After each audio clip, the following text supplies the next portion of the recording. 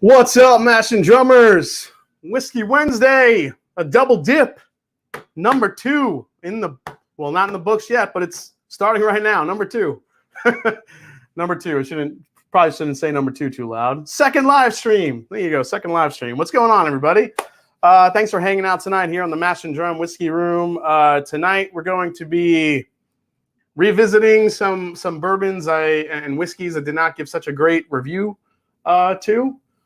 I mean, I wasn't mean about it, but just ones that I did not like or prefer or recommend. So I've been meaning to do this for a little bit. I've been having so many guests on lately, and I hope you guys are enjoying that. But sometimes it's just nice to just kind of sit back, relax, have a few drinks, talk with you guys in the chat, answer questions, go through some whiskey news, as we're going to do tonight. And we're going to crack open right here, guys. For all of you that don't know, I got my Woodinville single barrels for the Mash and Journey Whiskey Club tonight. I got them today, actually. As you see here, the Maverick and the Iceman is here in the house. We're going to do a quick compare. I haven't tasted these since we picked them, so I am really excited to dive into these. We do have, I think, about 20-something bottles left of each. I'll drop the link in the chat if any of you guys are interested in these once I taste through them again. But, yeah, we're back. Number 2 tonight. What's going on, everybody? Bunch of people in the chat here already been hanging out. Old Man Joe, Kurt Schmidt, Karen B. Ford's here, Michelle Martin, W. O'Neill, Bourbon is in the house, Lito Cortez, JG, of course, is here. Sergey, round 2, he says. That's right, buddy. Richie Z, of course. I see Bourbon Neophytes in the house. Mike Wiedner's here. Revisits are always fun. Yeah, absolutely. Justin Kim, are you drinking Blanton's tonight? Yeah, nope. I've tried enough Blantons. I don't need to revisit that shit. I'm good. Mash and Drum, I haven't gotten ours yet, but can't wait. Yeah, I mean, they're starting to ship them all out, so keep an eye out, guys. Austin Phelps, mine come tomorrow. He's drooling already. Dusty Dan's in the house. What's up, man? Let's see. Of course, Cheech Artolino's here. Yeah, Bourbon Neophyte, new channel in the house, so check him out. Brian Brannicky is here. What's up, Brian? Joe Ballesteri is here. Donald Runts, the Whiskey Yoda. So yeah, what's going on? I got review on the Blue Note 17. All right, I'll do a first pour of that with you guys tonight. I have the Blue Note 17 right here. I'll give you guys a little preview of that one. I have a Dickel 17-year store pick that's max proof, over 100 proof, that I'm going to compare to this in a video to kind of go through not only the tasting notes, but is it kind of worth the the upcharge for the Blue Note 17 compared to what you can get for $60 from Dickel? So we'll go through those as well. Tyler Sadler coming in with a $4.99 super chat. Thank you so much. Thanks for kicking it off tonight. Appreciate that, man. Let's see here. Oh shit, Whiskey Mountains. Audriana's in the house. Everybody say hi to Audriana. What's up? Hey, Paul Madden is here. What's up? Jason.met. That's right. Give it up for Pete Alonso, crushing the home run competition a couple days ago. Hell yeah. Let's see here. Pop 'em, don't watch him is in the house. What is up, Troy? Troy helped us pick these two bad boys. He says he's popping my Woodinvilles right now. Whiskey Mountains, Audriana's not feeling well, unfortunately. She said about to make another hot toddy. Oh, there you go. There you go. That'll help. Sipping on a West Bottoms Whiskey Company from KCMO. Nice sample from a friend. Awesome, Mike. So I'm going to start off with these two tonight. Going to wet the whistle here. I'm really excited. So for you guys that haven't seen these or grabbed a bottle yet, these were 2 picks we did for the Mash and Journey Whiskey Club. We have, so the fun thing about these picks is that when we were picking them, we had 4 different samples. We could not choose between these two. And a lot of us were heavily leaning towards the Maverick, which is the one that I loved. And then Scott and a couple of others were leaning towards the Iceman, which is the barrel that he loved. So they let us get both of the barrels. So here they are. That's the Maverick. I'll give it a nice little close up of that bottle. Spin it around here. There's the label, guys. So there's my beautiful artwork. The Need for Speed. And then here is the bottle for the Iceman. And then we have here There's the Iceman label right there, guys, for you to take a look at. You could be my wingman anytime. So those are the two bottles, the two picks. So let's say cheers to you guys. Going to dive in right here. So here we go.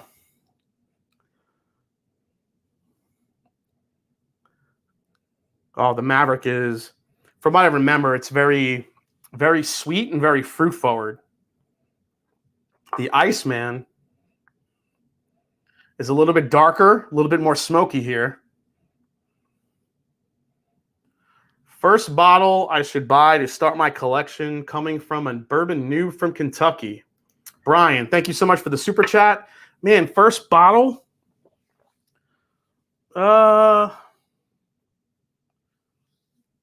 Man, how can I not tell you to go grab? Well, I mean, it really depends. Well, I mean, if I'm going to tell everyone to get a first bottle, I always recommend Elijah Craig as kind of like your first bourbon noob experience. It's like the quintessential bourbon flavors. I think Elijah Craig is a great introduction to bourbon. Also, let's see. Trying to think what else. God, there's so many damn bourbons now. It's hard for me to think of. Knob Creek 9-year, great introductory bourbon. You know, yeah, I mean, you have your Wild Turkey 101. Actually, Russell's 10-year-old bourbon is a really great starter as well. So I think any of those three, you'll be in good shape. Yeah, Todd Ritter, Wild Turkey 101. Yeah, but some people don't want to do 101 proof right off the bat. So I'm not sure. I would start 94 proof. The Elijah Craig is a good proof to start, because it's not as high as 100, but it's not as low as 90 or even like some of the 86 proofers.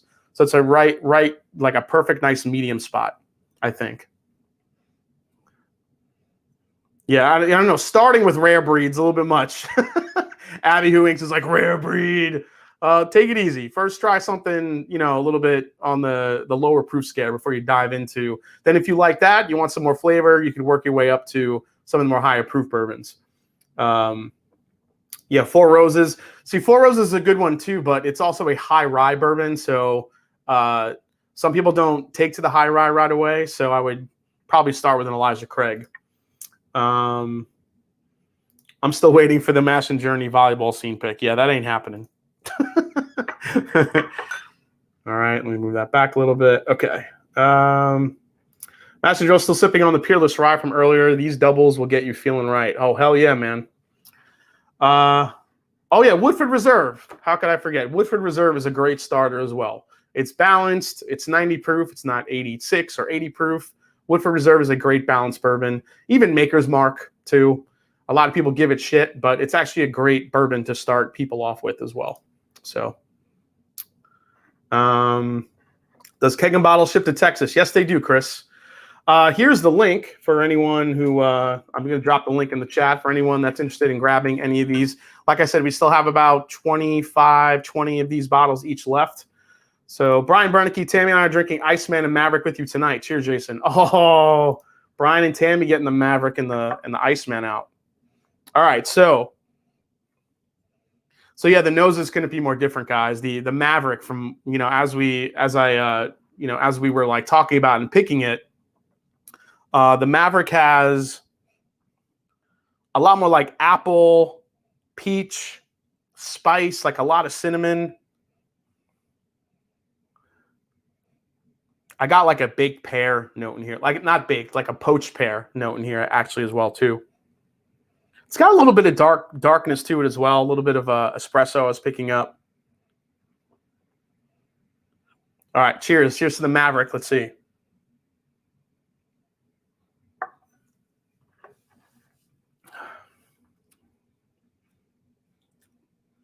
Oh, man. Oh, the finish. See, this is why I love this one. The finish goes on for days. It's like, I love this pick because it was like light and dark at the same time. It's extremely fruit forward, but it's got like this darkness to it as well, where it gives you some of the dark chocolate notes and like sweet tobacco. And then it just finishes with like this long lingering, like cinnamon, red pepper spice. Damn, I love the Maverick. Well, this is the one I was leaning towards. All right, let's go to the Iceman, which was Scott's preferred one. Now, Scott tends to go for a little bit more rounded out flavor, stuff that tends to taste older than it is. Yeah, this one just like darker, it's smoky. The chocolate and the smoke is really prevalent on this one. Oh, Dusty Dan, he's getting his tomorrow. Jason Fitch, he is, have you seen or tried the Elijah Craig OHLQ single barrel picks 9 and 13 years old? Picked up 2 9-year-old bottles today. I have one that I picked up, and I don't remember when I got it. It was a good while ago, and it was pretty good. It had some good, I think it was a 10 or 11-year-old pick, so it had some good age to it.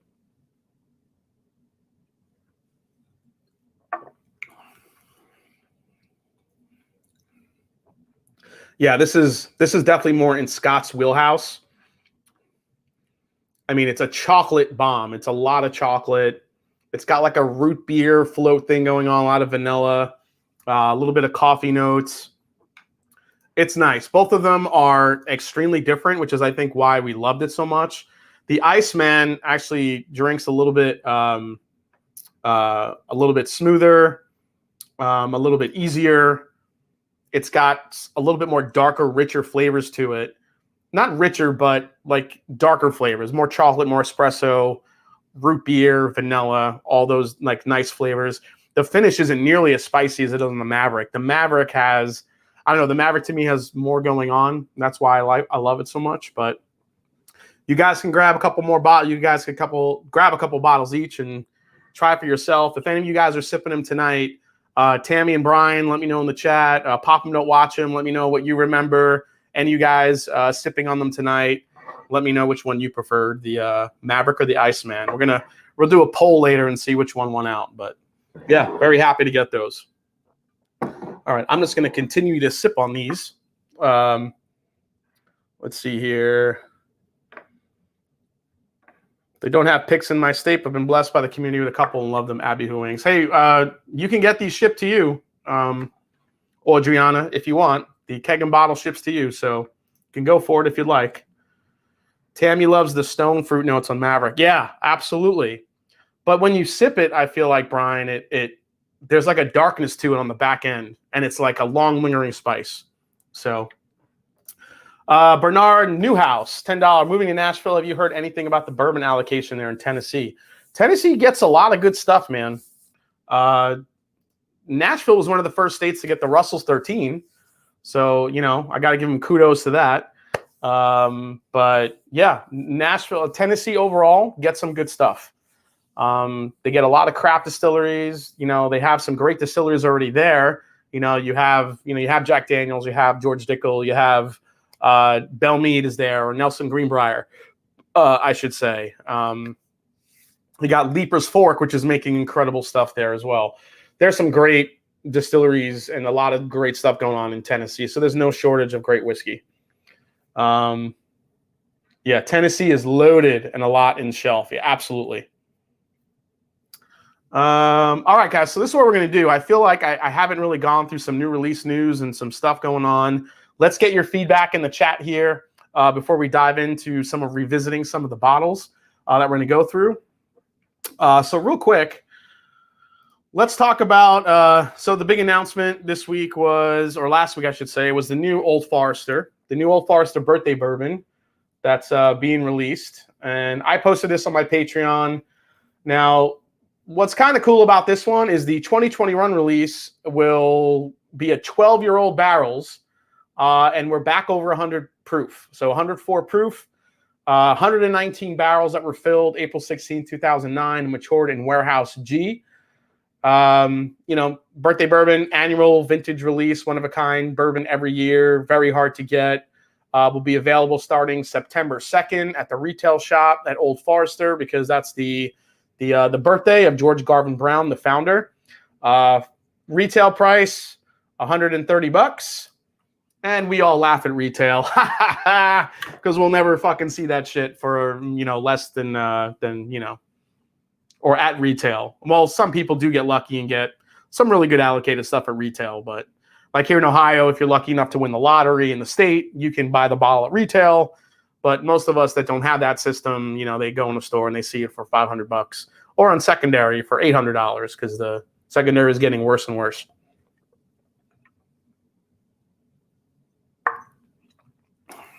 Oh, yeah, I love my Maverick. Woo! All right. Let's see what you guys are thinking of that in the chat. Let's go to the comments here.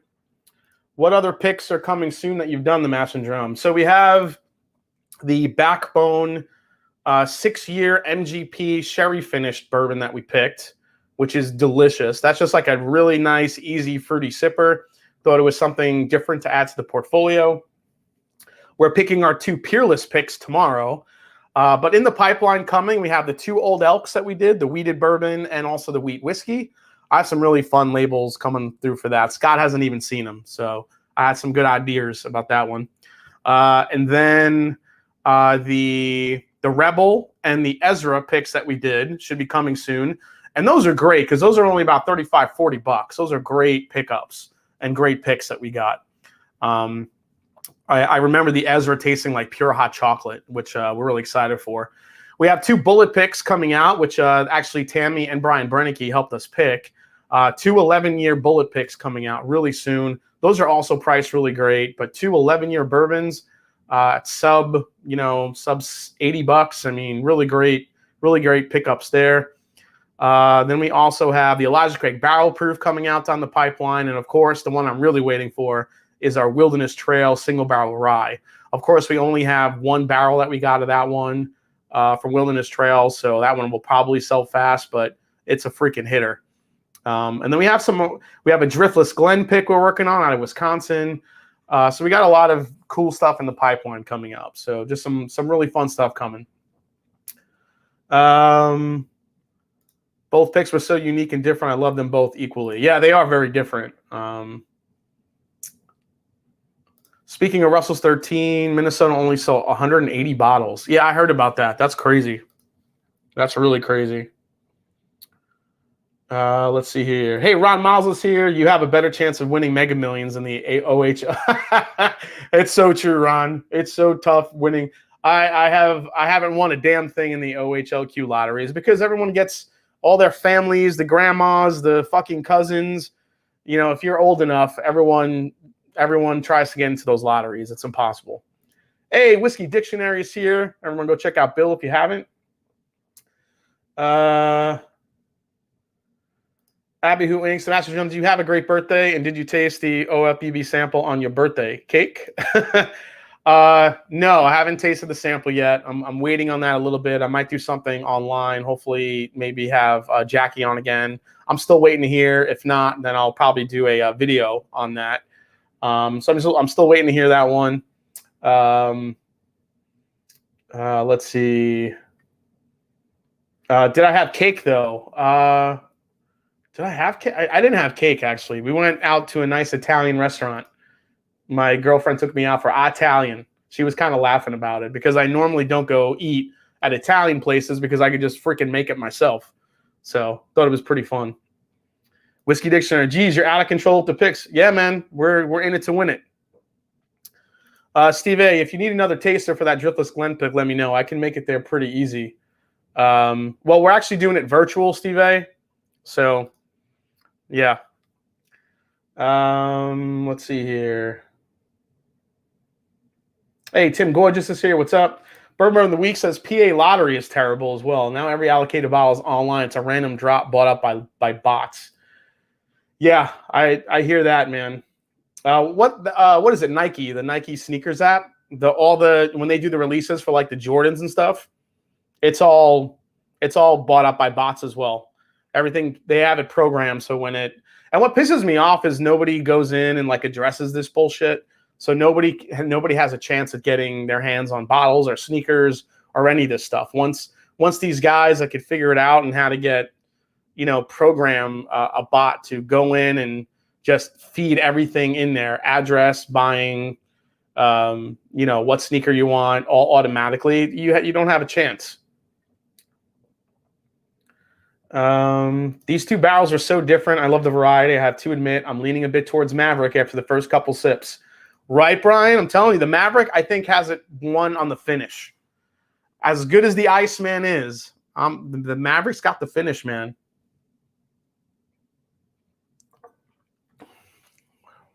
And all that stone fruit and a little bit of espresso to it. Damn. So good.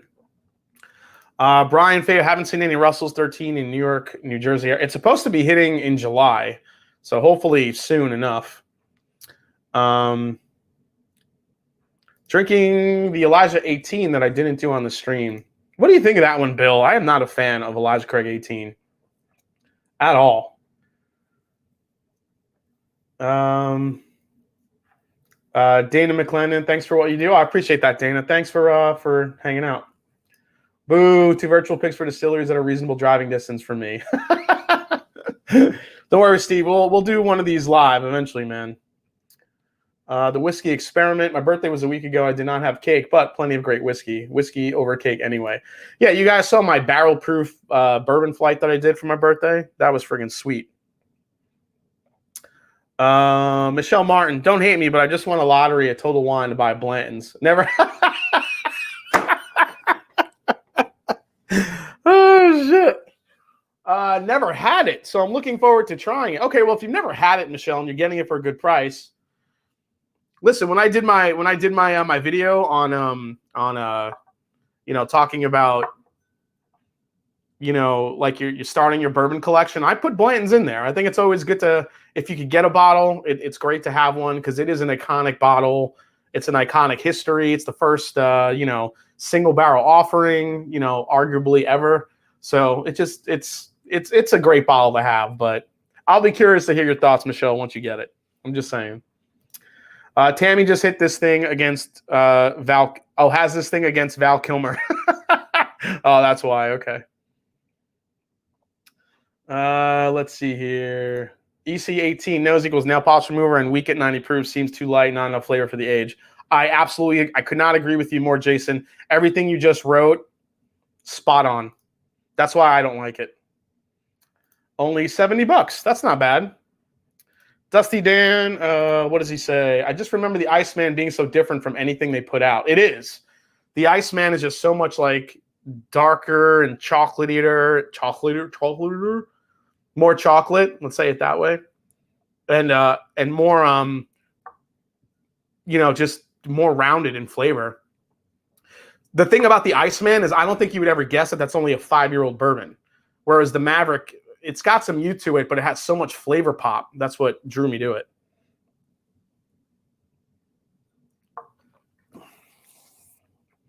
Oh, I love that.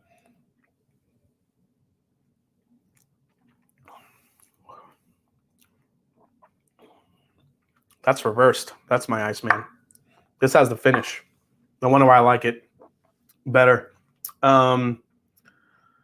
Someone should sound the alarm. We are live. Cheers, Jason. Hey, would you blow me? Thanks for coming in. All right. Next news story we got coming out here, guys. Blue Run released their 14-year small batch bourbon. This is select retailers, bottle 113 proof for $200. In addition, a 14-year small batch reserve, also 113 proof, will be available online only for $250. That was the one that he just put out on Sealbox. So the 13-and-a-half-year-old single barrels released in May. They sold out online in minutes. So there's more of this stuff coming out. So this is the barrels in the small batch bourbon was selected by Blue Run's Liquid Advisor. That's a nice new title I haven't heard yet. Jim Rutledge, former master distiller over at Four Roses, and also the revival artist when it comes to Cream of Kentucky. A Blue Run says it will be distilling and laying down new fill at Bardstown Bourbon Company this year, with Rutledge serving as distiller. So Blue Run, which I think is starting to expand its portfolio a little bit. They've been sourcing primarily, but they're going to be laying down some new make, it looks like, with Bardstown Bourbon Company eventually, and seeing how that goes. So that's always nice to see from a brand as they're getting into making their own stuff, not just sourcing. I was lucky enough to score one of the Blue Run, the single barrel selects that were $250. I'm still waiting for it to come. I was online really early at Sealbox and I got one. So I didn't want to spend the money on it because I know it's just more sourced Barton shit, but honestly, I feel like if I'm going to review one of these, I wanted to grab that one just to see at $250 for a 14-year Barton product.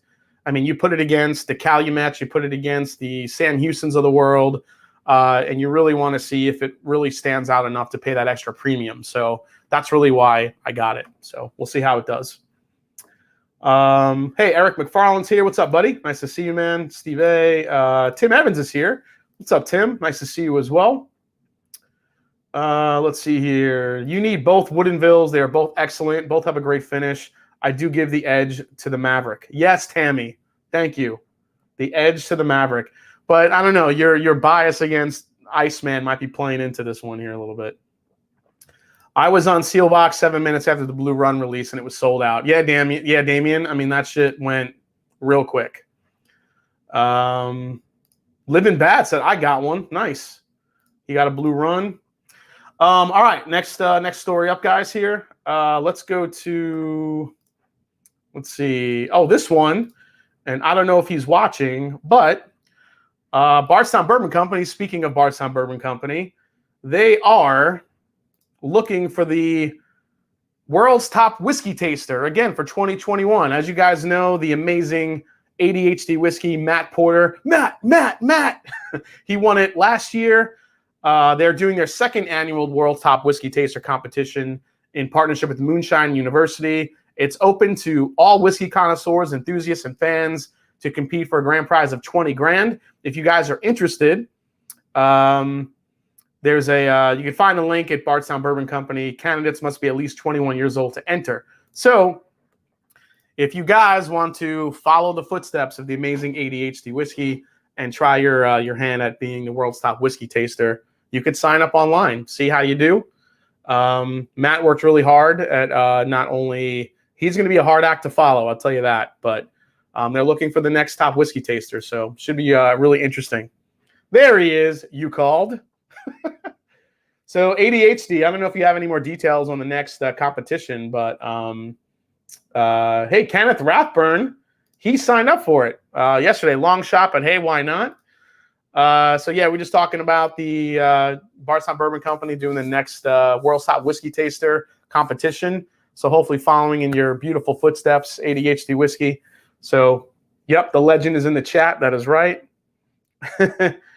Word has it, Matt is polishing his palate this year and won't be participating. He may also be coaching Dan so he can retrieve his Golden Glen. But those are all just rumors. Yeah, there's only one. I'm not sure if anyone will be held to the high mantle that we've put ADHD whiskey on Matt. So, Jason, you could do so well in that. Yeah, I mean, I don't know if I want to do it. It's very tempting, but at the same time, I put so much pressure on myself when I do those. It's much easier for me to do it in a like a relaxed setting. I don't know, like if you were putting me in a competition, I wouldn't want to know I was in one. Just like secretly put me in. I feel like when I'm in a competition, I definitely overthink everything. Unfortunately, that's just the way my mind works. Oh, I missed a super chat. Where? Let me go back up. Oh, Joseph Brazzers. Mav is darker tasting with a great mouthfeel, while Ice is more in profile, more sweetness. The rest of you are wrong. Well, Joseph, you didn't really say what you liked. More in profile with more sweetness. I mean, if anyone's going to know, it's Joseph Brazzers. He probably drinks more Woodinville than anyone. But, yeah. Just do it for fun, Jason. Yeah. You'd crush the dance. Yeah, if there's a dance competition, I definitely enter because I'm winning that shit. Do you have Grease winning Friday? I don't know. I think Grease could take it, man. But you know, I do not. Bourbon blind. He's got a great palate, and that's what he does. He just drinks everything blind. So I think it could go either way. Mash and Drum cracked my new riff 6-year malted rye, celebrating my daughter getting accepted to Northern Kentucky, and got to go on our first distillery tour with her. Ricky Bobby, cheers to that. That's awesome, man. Congrats. What if there's a part with the best in New York accent description? Yeah. This fucking whiskey tastes so fucking good. It's like cherries in my fucking face. I love it. I'm just going to fucking drink it all. Holy shit. What is this? That really wasn't New York. That was more like New Jersey mobster. I don't know where that came from. All right. Moving on. Next up, have you guys heard about this one? Look at these bottles. This was the world's oldest bourbon. Was a bottle of whiskey sold for $137,000. It was once owned by J.P. Morgan. The bourbon inside could date as far back as the 18th century. So this was a recent bottle. It was probably made prior to 1865, and apparently was in the cellars of Mr. John Pierpont Morgan, from whose estate it was acquired upon his death. As far as it's known, there were no bourbon distilleries in Georgia after the Civil War. So $137,000 to get their hands on that bottle. I mean, holy shit. That's an old-ass bourbon. That can't taste good. That's just like a bottle you own and, you know, put it behind like bulletproof glass and just look at it. You don't drink that shit because that cannot taste good. I don't care what anyone says. Anyone who thinks that that bourbon's going to taste good is fucking crazy. Hey, Green Pea, hello from Springfield, Ohio. What's up, Green Pea? Thanks for tuning in tonight. Will anyone ever taste it? I hope not. Cherry in my mouth. Jason, you got to do a whole review like that. Oh my God, could you imagine? It would just be bleeped out. The entire episode would be like would be bleeped. The Master Drum, I give the slight edge to the Maverick, but I can see Iceman more approachable. I agree with that, Joseph, totally. I think the Maverick has more of the uniqueness and the flavor punch, but the Iceman is definitely more chocolatey and, like you said, darker, a little bit sweeter and more approachable, for sure. Tastes like Svoyadel. Yeah, this tastes like Svoyadel. It's like a freaking cannoli wrapped up in a. It's like a freaking cannoli wrapped up in a Svoyadel. Put some cannoli cream on top with a little rainbow cookie. You're good to go. I'm with you. No way that old ass bourbon is good to drink. Absolutely. Dusty Dan would drink the shit out of that. Yeah, I agree, man. I wonder if they'll take PayPal. Speaking of competitions, I'm tattooing this weekend at the Chicago Tattoo Convention and entering my first ever tattoo contest. Please pray for me. Everyone give it up for Abby who inks. Tattooing competitions are no joke. So Abby who inks, everyone send her, wish her some luck, raise a glass to her. Good luck. Let us know how you do. What, do I look like a clown to you? A little Spumoni here? Plus a little Spumoni. Yep. Sunday Evening Scotch is here. What's up, man? Nice to see you. He's got a Master Journey. Look at the birdie in my glass. That's that Russell's Reserve pick we did. We've got nothing but amazing feedback on. So I hope whoever got to look at the birdie pick, I hope they're really enjoying it. All right, next up we have, let's see here, Yellowstone. So Yellowstone, here's a little quick photo of the bottle. So Limestone Branch Master Distiller Stephen Beam releases the newest expression of Yellowstone limited edition. Last year they did an Armagnac finish. This year they selected 7-year-old barrels finished in Amarone casks. So this will be available retail starting this month to just a retail price of $100. So Amarone is a rich red wine that takes time to age and requires at least 2 years in oak cask to get the flavors that they're looking for. So Amarone apparently brings a lot of like pepper, tobacco, black cherry, fig, like darker flavors to a bourbon. So a lot of these dark flavors mixed with like cherry and black currant. It's supposed to be some of the flavors you get. Let's see here. Stephen Beam said it kind of harkens back to an old school pre-prohibition bourbon style. So we'll see what happens. I mean, younger bourbon in that batch, of course. You know, you're looking at 7-year-old bourbon. The Amarone's probably going to hide some of that youth a little bit, but I don't know. The flavor profiles and the way that they're describing what that could taste like has me intrigued. I wasn't a fan of the Armagnac one last year. And listen, only I think because I fell in love with that Chateau de la Baude from Bardstown Bourbon Company. I was so in deep with that bourbon and loved it so much for an Armagnac finish that the Yellowstone just paled in comparison to that one. So there was nothing that Yellowstone last year could do to sway me that, to make it feel like it was worth it. Tried Yellowstone, pick, pretty good. Probably not worth the price though. Yeah, the price, Jeffrey, on that's supposed to be $100 retail. The Mash and Drum, always cracking open Maverick right now, Jeffrey Wack. Nice. Again, if any of you guys are interested in any of the picks, I'll drop the logo. I'll drop the website there in the chat. If you're interested in getting any of it looks like the Mavericks are popular, guys. I'm just saying. There's about, I think, 20, what did I say, about 25 bottles of the Maverick left. Go get them. Amarone grapes are left on the vine to dry out for a long time and makes an awesome wine. All right, Tim. We're trusting Tim Cornet. I've heard Disco 5 is no bueno. I'm going to be tasting that again tonight, too, because I gave that a not-so-favorable review either. Yeah, Christian, I love Disco 5, but definitely different and a bit thin. The Discovery 5 is... the nose gets incredible over time. The nose is delicious. Well, the scents are amazing. I think the nose just opens up and just gets better and better. It just does not match the palate. The nose on the Discovery 5 just doesn't live up to the hype on the nose on the palate. It just doesn't. The palate passes by so thin, and I just feel like all the flavors in Discovery 5 are very muted. It's just not the flavor punch that I want, that I'm used to with the amazing discoveries that Bardstown Bourbon Company has put out. And, sometimes they go for that. Sometimes they go for something that's a little bit softer on the palate, a little bit easier to drink. And I get that.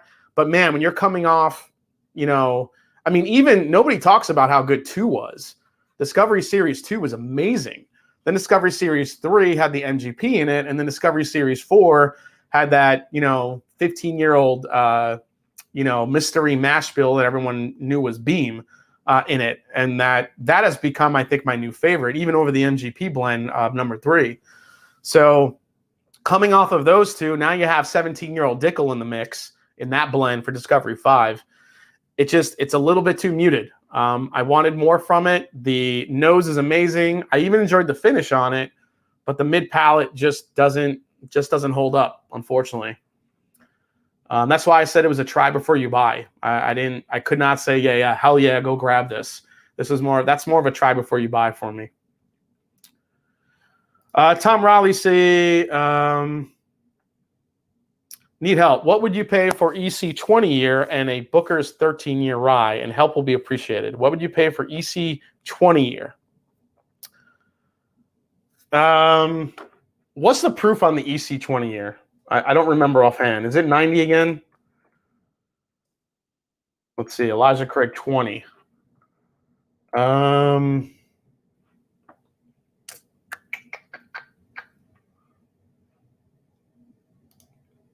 me see here. This comes in at it's 90 proof again. Shit.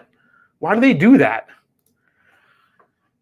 I wouldn't pay over retail for it, honestly. Just knowing my experience from the Elijah Craig 18 being 90 proof, it's so fucking watered down. You want to feel all those nice aged notes, and I feel like they kill it with the water. I just don't. I don't like it. So I can't say I've ever had an Elijah Craig 20, but bottles like that are hard to try before you buy. But if you can go to a bar somewhere that maybe has that and try it, I don't know. I wouldn't pull the trigger on that any higher than retail. A Booker's 13-year rye. Booker's 13. Are you talking about Booker's rye? I mean, Booker's rye is a legendary bottle. If you're talking about what the market value is on that right now, Booker's rye is going for at least $2,000. I don't know if I would pay that. I regret not buying one when it was like $1,300, $1,400 at that time.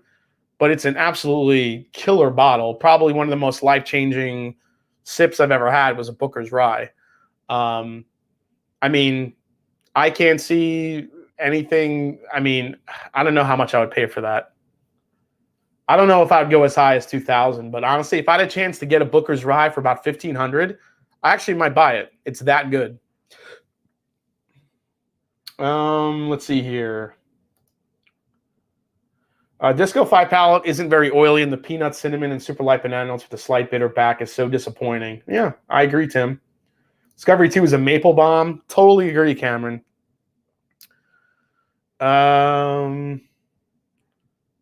No, I haven't tried the Western Reserve yet, Green Pea. Grabbed the bottle, haven't broke the seal yet. A little pricey based off proof perhaps.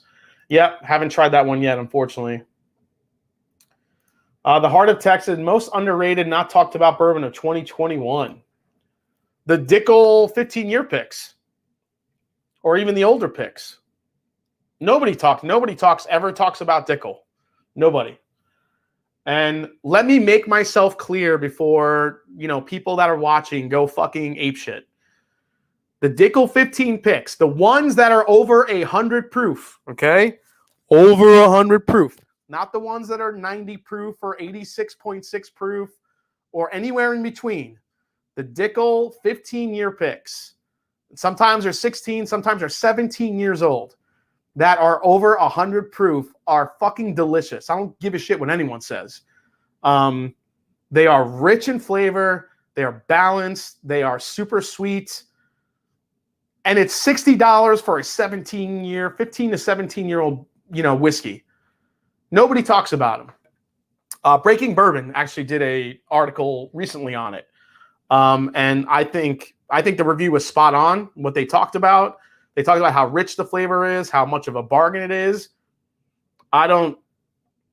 Nobody's talking about those. Everyone's worried Buffalo Trace, CYPB. Fuck you. You want to pay fucking $500, $600 for a 7-8-year-old bourbon from Buffalo Trace? Fuck that. I get a 15, 16, 17-year-old bourbon from Tennessee. Well, whatever, Tennessee whiskey. That's absolutely delicious for $60. I'm sorry. That's the truth.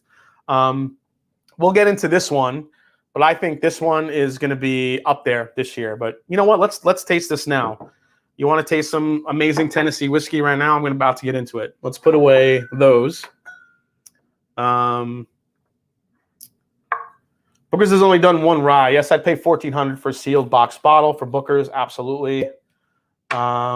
Just bought a Dickel 15, 52.3 Miami. Fantastic. Absolutely. Solid choice. Even the Dickel 13 years, very underrated. Yep. Yeah, the Dickel picks, well, they have the single barrels that are available, released by Dickel out in the market. But there are some single barrel store picks that are out there too that are like 17 years old. All right. So this is the Blue Note 17, which is so Blue Note.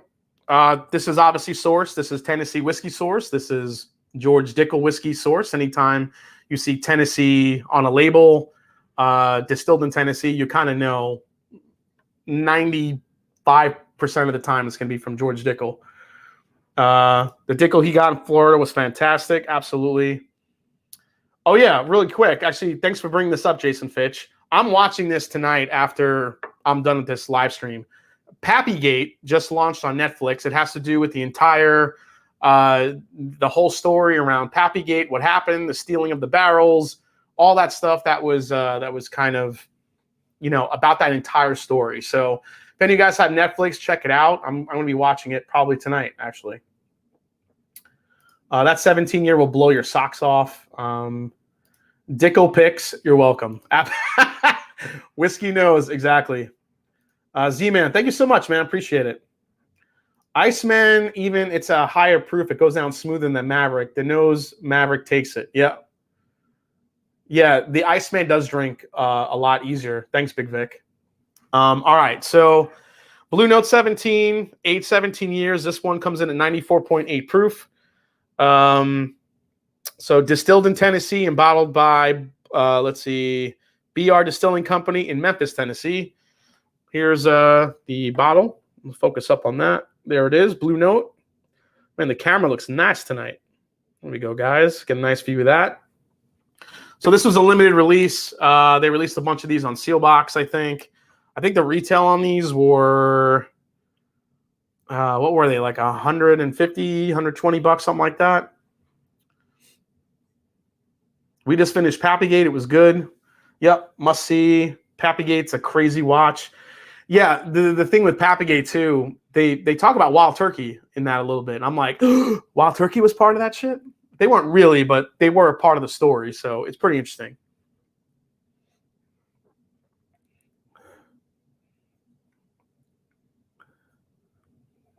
Holy crap, guys.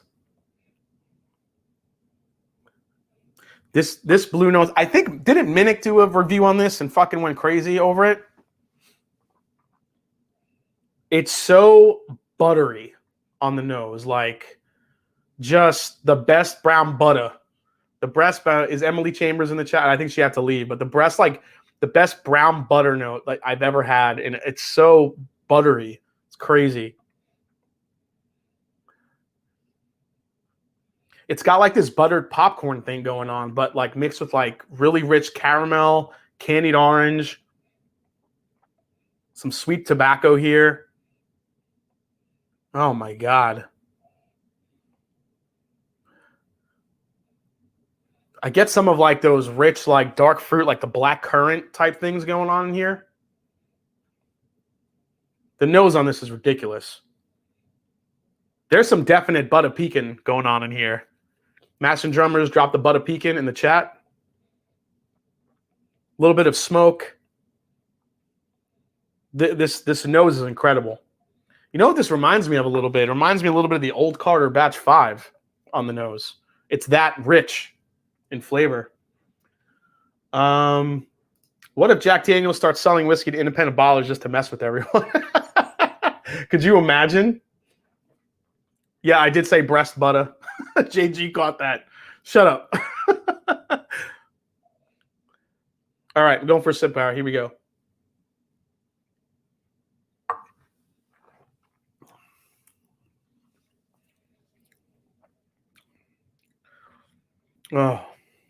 Oh my God. Oh, Jesus Lord.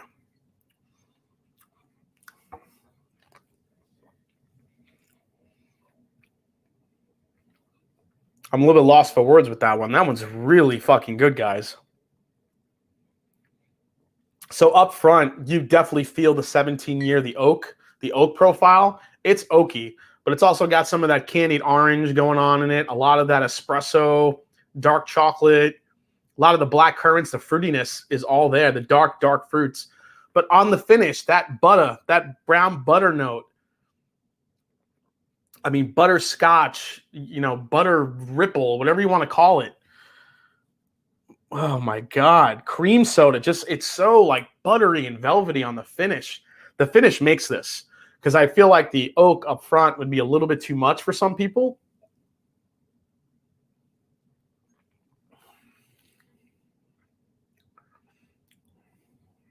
Yeah, the finish is what makes this. The palate on this is delicious. The front of the palate, it's dark. It's a little bit smoky. It's definitely oaky.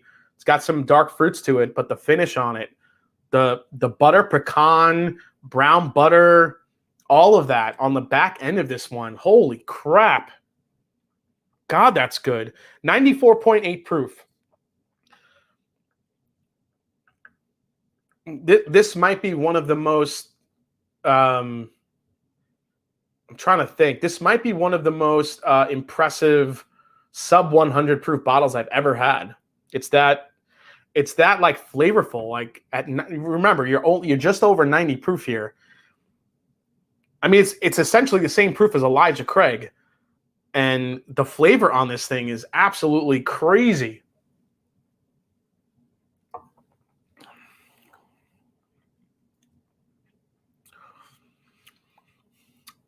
You get a touch of the Dickel minerality a little bit, but it's more oak forward. It's more oaky. It's more... The oak, though, is coming through with like this chocolate covered, like dark, like blackberry thing going on the front of the palate.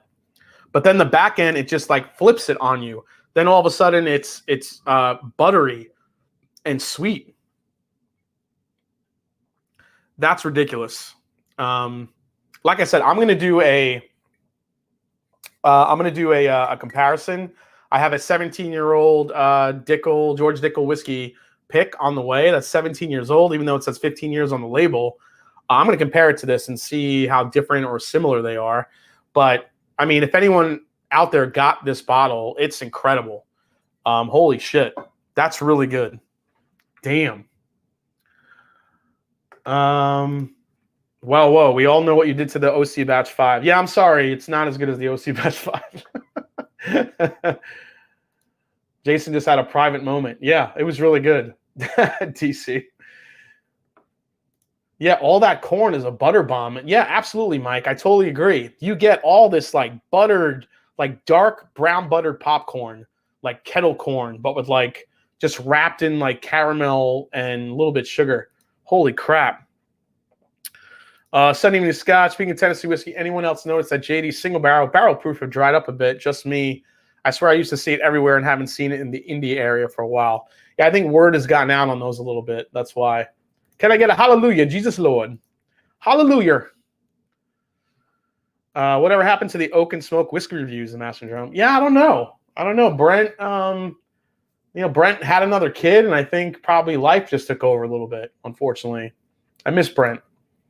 Maxwell, I find it hilarious that a year and a half ago, anything 6 years or older was considered good, and the sweet spot was 10 to 12, but now a 7-year has a little youth on the taste. Ultra age has taken over. Absolutely. In today's day and age, I agree, the Mash Bill. And thanks for the super chat, man. I think age statements, the more we see of them, it's harder to say no to those bottles. I mean, Blue Note was smart. I mean, look at the size of this fucking 17. I mean, this is like, when like your grandma or your great grandma or somebody that's like old in your family, they have trouble seeing and they get the phones with the big ass fucking numbers on them. That's what they did here. This is 17 years old. We want you to see this 17 as much as we can. So you see that, and it's an automatic. That's why those sold out so fast. I think that's what's smart what Blue Run is doing. They're throwing a 13 and a half, 14 and a half year age statements right on the bottle. Age statements in this day and age went out, and I think it also drives secondary too. You get a nice big age statement. I think it does better on secondary. Unfortunately, it just people drive up the price when you see those big age statements on the bottles because, remember, the age statement could be the youngest, the youngest whiskey in that bottle has to be what the age statement is. So even though that says 17, they could have 25-year whiskey in it. We would never know. But, I mean, that's really what age statements, rule the day in today's market. Absolutely. The Master Drum poured some more Maverick, spicy cherries and raisins, and an all-day finish. Yes, all-day finish. I could see the raisin. I could see the cherries. Yep, I love the Maverick, man. My bourbon journey's here, dude. People are loving the Maverick. I'm just saying. Iceman is a little bit behind Maverick in the air, buddy. That's why. Iceman is my fucking wingman. So Scott's actually in Kentucky right now with his dad. So everyone give a big cheers to Scott and my bourbon journey. Hey, I have a phone with those big ass numbers.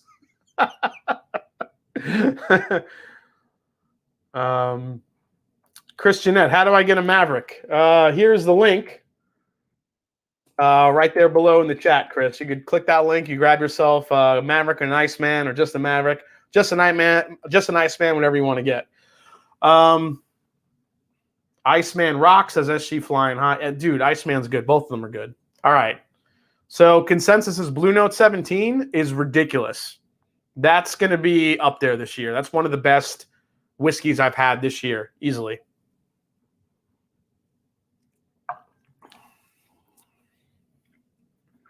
Oh my God. It's got everything. It's got the dark, dusty, deep, rich flavors, the oak, a little bit of a dusty note to it.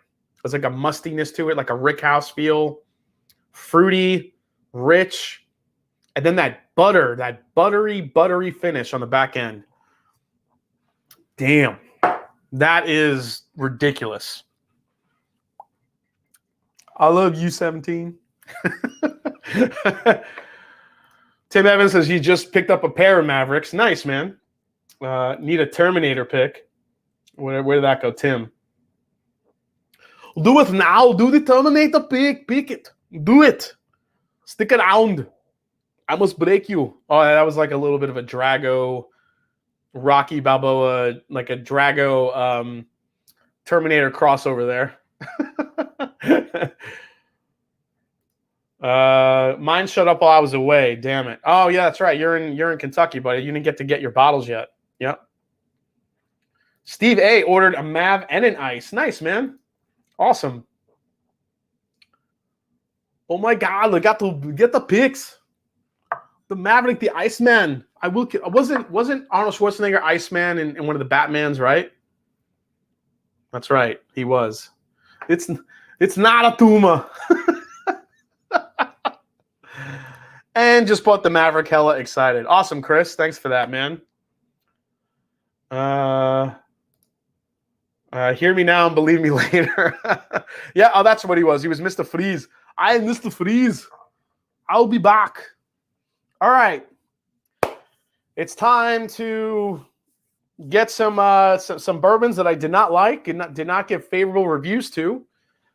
This is what we're doing tonight here real quick. So we're going to dive into some bourbons that I did not give a favorable review to. I either said try before you buy or gave that shit a no. So we're going to go back to these bourbons and whiskeys and see if it could change my mind. Now, if it did not change my mind, you're going to hear a couple of sound effects. You're going to hear that if it did not change my mind. So we'll see how it goes. You're going to hear this. If it did not change my mind. Actually, I was thinking of doing this. So I'm gonna keep that white, the light back behind me.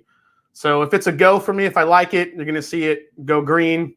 If I still hate it, you're gonna see it go red. So I'm gonna keep it white right now. So the first one up, let me get some water here. 360 chatters, only held 112 likes. C. Jackson, thank you so much, man. I appreciate it. Everybody, yeah, please hit the like button if you have not yet. I appreciate it. Hope you had a good one on standby to watch the disappointment out of your mouth. Doubt you like them trying more after some killer whiskeys. Backwards order. Oh, yeah, we'll see. 257 in the channel, only 116 likes. That's right, guys. Smack the like button. Mash and Drum, Maverick, chocolate cherry cordial, immediately followed by chocolate truffle with slight orange. That's some candy on candy goodness. Yeah, Jeffrey Wack likes the candy on candy, doesn't he? And Jeffrey, how about that finish on that one, bud? Get out of my mouth now. Get out. Jason, you still suck. You're the weakest link. Goodbye. You're the weakest link. Goodbye. All right, so first one we're going back to is, let's go to, all right, Blade and Bow. We're going to start off on the lower proof scale here. So Blade and Bow, 91 proof, Stitzel-Weller Distillery, and they make you really understand that it's from Stitzel-Weller, because Stitzel-Weller is on the bottle at least 12 times. Stitzel-Weller, Stitzel-Weller, Stitzel-Weller, Stitzel-Weller. Then all the keys, aged in Stitzel-Weller, Stitzel-Weller. It's all over the bottle. They really want you to know that it was made at Stitzel-Weller. Or there's some Stitzel-Weller bourbon in this. You know, they use a Solera method here in Blade and Bow. They add a little bit of some old ass Stitzel-Weller bourbon to the mix here and keep it going as we go along. Now, when I tried this, it wasn't that I was disappointed in it, but I feel like for the price point and for the, I guess, the hype around it, I think I was just wanting more. So the old Solera aging process, that's right. So JG, so where is it made? Oh my God, is that Stitzel-Weller? Yeah. So on the nose, I still get banana, getting some banana notes here. I don't think that's the note I got before was banana on this one. Definitely some peach, getting some lighter fruity notes. What's up, Steve Burko? Yeah, all the keys are on it. You can collect the keys. Very Blanton-esque, where you can get all the different keys. They kind of tell the story around the bottle here. You can see the keys around the bottle. 1 key, 2 key, 3 key, 4 key, 5 key. The 5 keys of Blade and Blow, Blade and Blow, Blade and Bow once hung on the front door of the iconic Stitzel-Weller distillery. These heavy brass keys represented the 5 steps of crafting bourbon and symbolized the art of making the world's finest whiskeys. So, it is very sweet on the nose. I wasn't super crazy about it, but let's try it again here.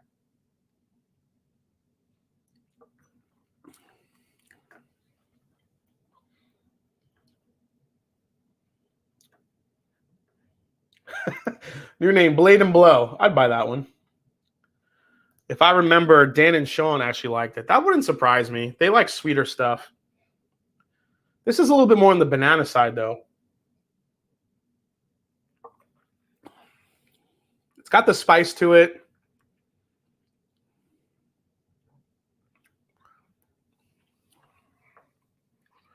I don't know. It's not a bad bourbon by any means. I don't think it's bad. I think it's good bourbon.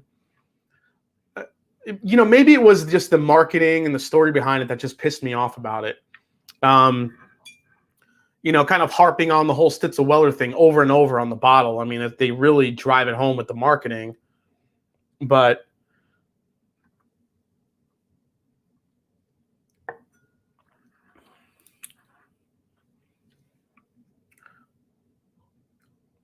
what's the retail on this? So I think the retail on this is what, about $45 for this bottle?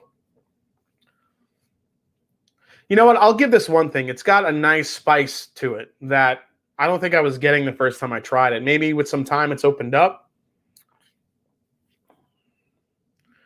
Do I wish this was a little cheaper? Yes. I don't think this is a $45 bottle of bourbon, $50 bottle of bourbon at all. I think there's definitely, you know, I'd take Rare Breed all day over this, you know, for the price point. I think you're just paying for the Stitzel-Weller marketing. It is a solid bottle of bourbon. So, all right. So going back to it, I'll give this the green light. I like it. I do like it. I think when I'm doing the review and I'm talking about it, I'm not crazy about all the marketing bullshit around it. And the fact that they say there's some Stitzel-Weller Solera aged stuff in it, which is probably like you get 2 drops of the shit that's in it. So for me, going back to this, I do think it's a really good bourbon. Do I wish it was cheaper? Yes. But I think I like it more now than when I tried it in the beginning. So I'll give Blade and Blow. I'll give Blade and Bow a little bit of a pass here. I think I like it a little bit more now than I did before. But again, sometimes when you're talking about it and you're talking about the marketing behind it, you know, that kind of, you know, skews your view a little bit. I do think it's solid. The one thing I really appreciate is the nice spicy finish I'm getting on it. And that holds my attention. So I'll give this a go. Let me say this. This is a bottle that I would buy one of, like this one. I don't know if I would buy it again unless it was on sale and it was cheaper, because I don't like the price point of this. I think you're paying more for the Stitzel-Weller name that's fucking all over the bottle. But it's definitely more solid bourbon than I thought it was. So, yeah. Back to white.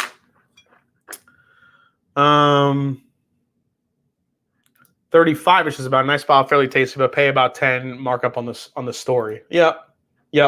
At $35, I think this would be a buy all day long. But I think at 45 to 50, it just doesn't do it for me. Ben Newhouse, what are your thoughts on buying bourbon online? Is it a sin? When should you do it? Like from like a good retailer, then yeah. I mean, people have been buying online like crazy, especially during the pandemic. Now, if you're talking secondary, that's another way to go. That's all. I mean, yeah, you can do it if you have a trusted guy that you're buying from, but it's always a risk. It's always a risk. That's all I'm going to say. All right.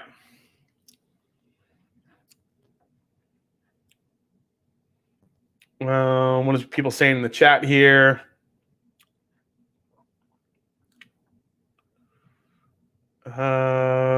What would you pay for that bottle, Jason? Yeah, for that Blade and Bow, I really wish it was about $35. I think that would be a great price point for that stuff. But the key, the bottle shape, the Stitzelweller all over it, you're paying a little bit for the marketing aspect of it. And you know, hey, that's business, guys. Unfortunately, that's the deal.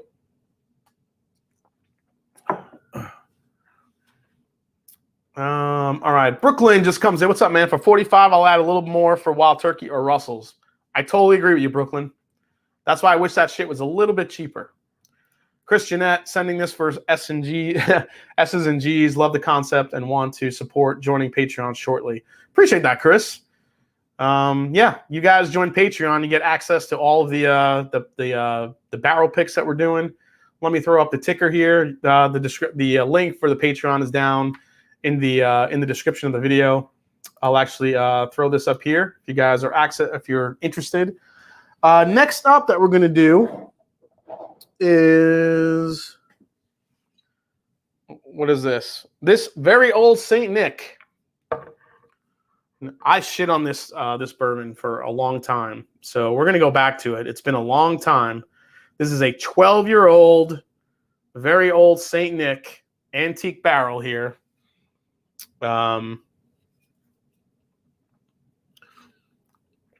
So this is the Old Saint Nick Distillery, and 12 years old. Unfortunately, it's only 90.2 proof, and I paid about $200 and change for this bottle. This has been open for a good while.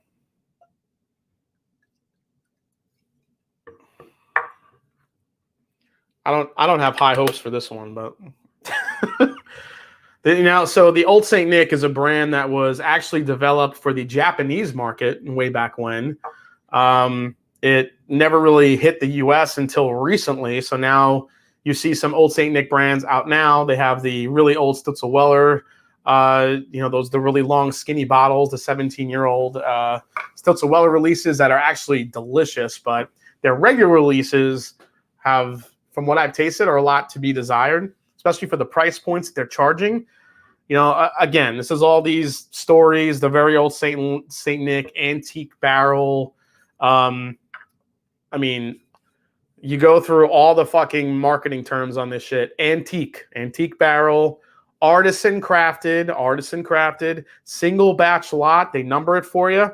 Very old Saint Nick. You have the old-timey Santa Claus on the front of the bottle. Rare bourbon whiskey. Got a nice little gold leaf banner going across there. Rare bourbon whiskey, antique barrel. I mean, all the good marketing terms that you wanna see, you know, in a nice bourbon there. So, yep, a lot of marketing wank. Says face into keyboard. Absolutely. So the nose on this is actually nice. It's I don't think the nose I had a problem with. I think it was the palate. But the nose, it's very, very sweet. I mean, this is vanilla extract and just like caramel personified, vanilla custard, a little bit of fruit there. There's a slight like dustiness to it. You get some barrel char, a little bit of smoke, but this is as bourbony as it gets. Actually reminds me a little bit of Weller 12, a little bit. All right, cheers. Let's try it again.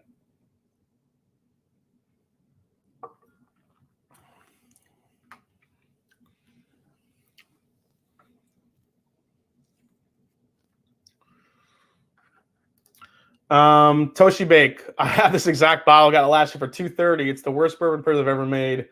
The 375 milliliter 17-year, yes, is awesome. I have one of those, but the 12 is hot garbage. And I agree. The palate just does nothing.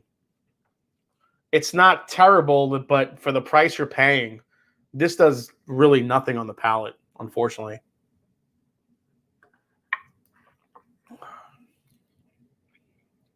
It's so thin and so watered down and just so...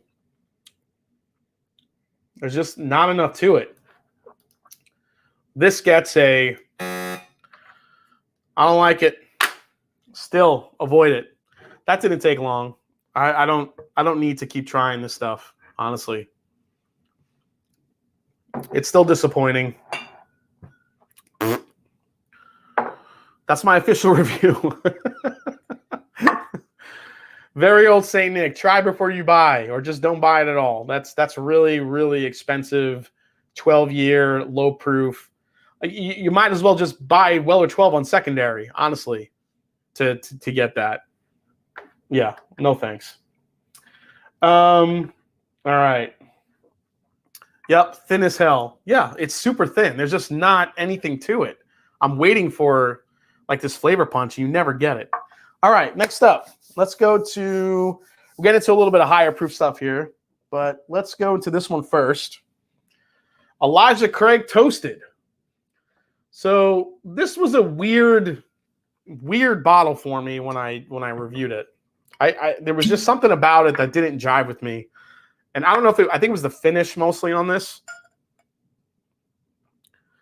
But this has been halfway down the bottle for a little while. And I felt like that's when it starts getting real good.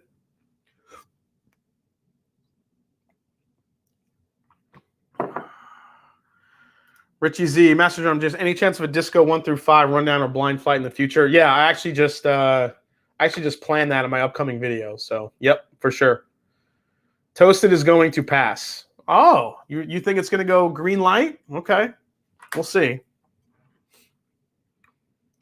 So Elijah Craig Toasted. This was, it wasn't that I didn't like it. There was just something, I don't know. I just couldn't like figure it out when it came to Elijah Craig Toasted. I couldn't decide if I liked it or I didn't. It just, like, I love the nose on it. Let's go to the nose, actually. Yeah, I mean, you got all the great toasted bourbon notes in here. The graham cracker, a little bit of marshmallow. I mean, maybe with some airtime, it's actually gotten a little bit, I could smell some bitterness on the nose a little bit. Yeah, there's some like oak. Definitely get some oak tannins here. Whiskey Mountains, feel better, Adriana.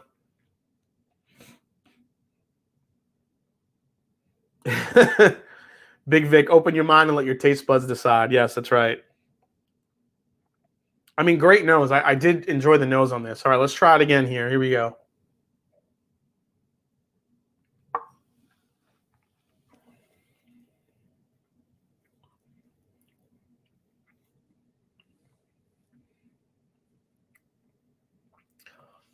Jeffrey Wack might be right. I didn't get any of the bitter, weird, funky finish that I got in the beginning. This got way more like chocolate marshmallow s'moresy on the palate. Yes, that's a real word, s'moresy. I'm just saying.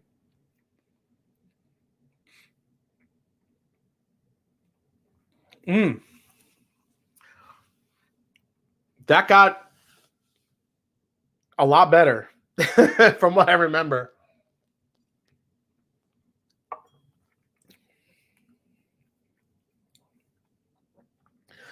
All right, so it kind of reversed itself. So when I first tried this, the sweetness was all up front. I was getting the toasted marshmallow, the graham cracker, a little bit of chocolate, some rich vanillas, the your basic Elijah Craig flavors.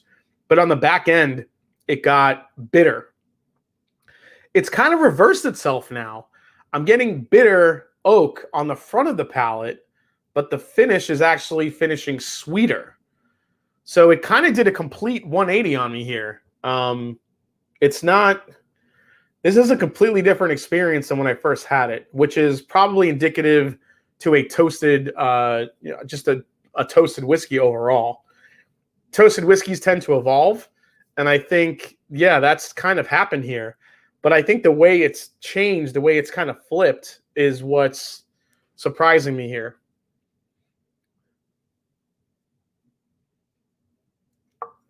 Is it like Woodford Double Oaked or Old Forester 1910? Probably closer to Woodford Double Oaked, I think. 1910 is on another like level with the darkness to it. Old Forester 1910 comes across more like espresso and super like bitter dark chocolate, whereas this is more the sweet flavors like you would get in the Woodford Double Oaked. At least to me, the Woodford Double Oaked comes across like Snickers bar, fudge, you know, some of that toasted graham cracker. Let's see here.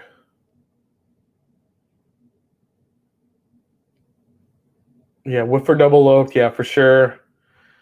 Yeah, Paul Weck, I would agree. Anything toasted, toasted bourbons, toasted ryes are absolutely fantastic with a cigar. There's just something about it that just brings out different notes in it. What do you think of the proof at this point? 94, I mean, I don't know if this at higher proof you would get more of the sweetness, but I'm scared you would get more of that bitterness a little bit. Tyler Sadler, recommend readings to study history of bourbon. I mean, Bourbon Justice is one of my favorite books. American Spirit, that's really around Wild Turkey, but there's a lot of distilleries that David talks about in that book. Fred Minnick's books are amazing to check out. I mean, there's Bourbon Justice though is probably one of the most interesting ones I've had. But Bourbon Curious from Fred Minnick dives into a little bit of history. Women in Bourbon by Fred Minnick, or Bourbon Women, I think it's called. That's a fantastic book as well. If you guys haven't read that, I mean, women have been a part of crafting bourbon for years, but I feel like just in the last few years they've been getting the credit that's due to them. Hey, Roy R. Dustings is in the house. Everwin, what's up, man? Nice to see you. Anything toasted you could blend with also. Yeah, toasted is fun to do blends with. Yeah, and Fred Minnick's books are easy reads. They're really good information to take in. They're easy to read. You can, those books like resonate with you. You can remember some of those facts in it. Greg J. Aloha from Hawaii also. Nice, man. Thanks for coming in.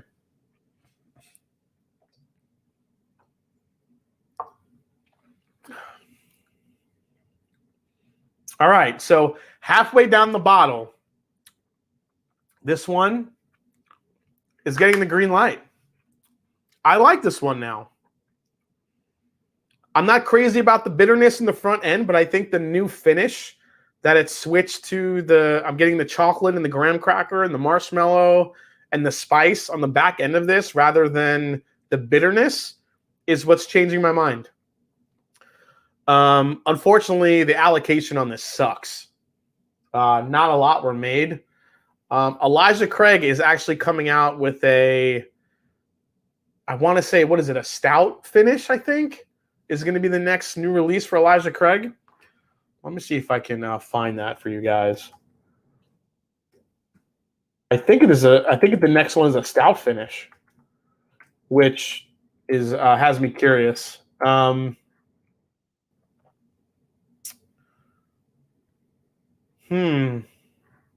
Oh, they're doing a beer barrel finish. Oh, that was the grenade. Okay, maybe I'm thinking of the grenade one. But I feel like the next new Elijah Craig one, I think, was going to be a beer barrel finish at some point. But we'll see how that is. Two wheels down. What's up, Swami?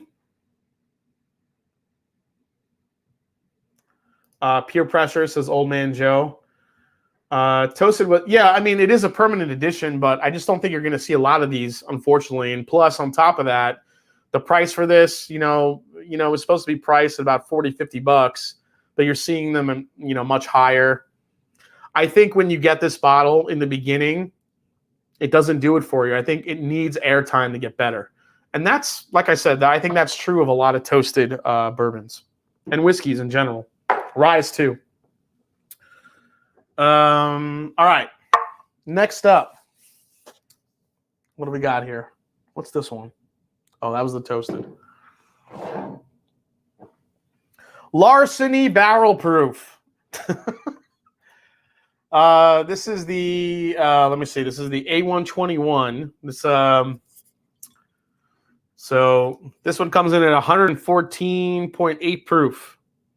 I gave Larceny Barrel Proof a lot of shit because I just think I don't like it at all. I'm gonna go back to this one here. I don't know. There's something about this bourbon that just doesn't do it for me or hasn't done it for me. So I'm going to revisit it here. This one's been sitting a while. I haven't really revisited it. So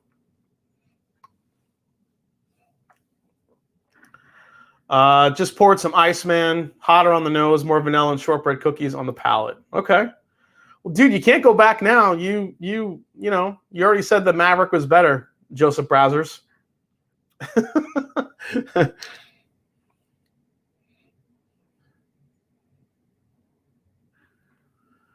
What's the AE behind you? AE. Oh, this is an Angel's Envy store pick. So this is a private selection Angel's Envy store pick. There it is. Private selection. There's the American Dad sticker on the back. It says American Dram. This is from my store in New York, West Islip Wines and Liquors. And you guys are on Long Island, go check out West Islip Wines and Liquors. Great prices. They actually have Blanton's for like a good price. Just saying. I really think that's been my argument, man. I really think Larceny Barrel Proof would benefit from a lower barrel entry proof. Everyone goes in at a lower entry proof for wheated bourbons. A lot, you know, but Heaven Hill's like, fuck that. We're going in at 125. We don't give a shit.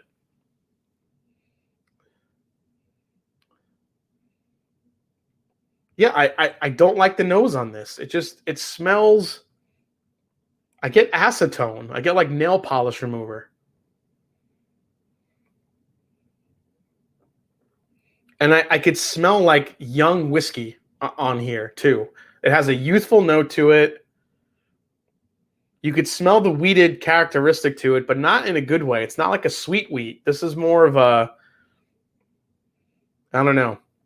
The nose has not gotten better. I'll tell you that on this one.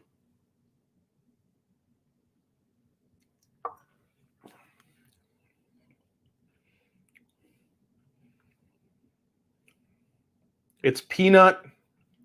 It's very Heaven Hilly. Peanut chocolate. You're not getting a lot of the wheated bourbon characteristics at all. You're not. I want to get the nice, like the velvety, like sweet flavors, the fruit flavors that you get in a wheated bourbon. I just don't get it here at all. Now, I wouldn't say it's bad. I mean, I know a lot of people do like it.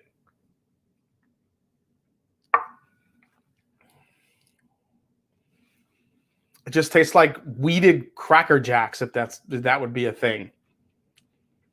Cracker Jack, caramel, popcorn. Yeah, there's nothing. Yeah, this gets the nope. I'm done with Larceny Barrel Proof. Unless I hear that there's like some amazing batch of Larceny Barrel Proof that you have to try.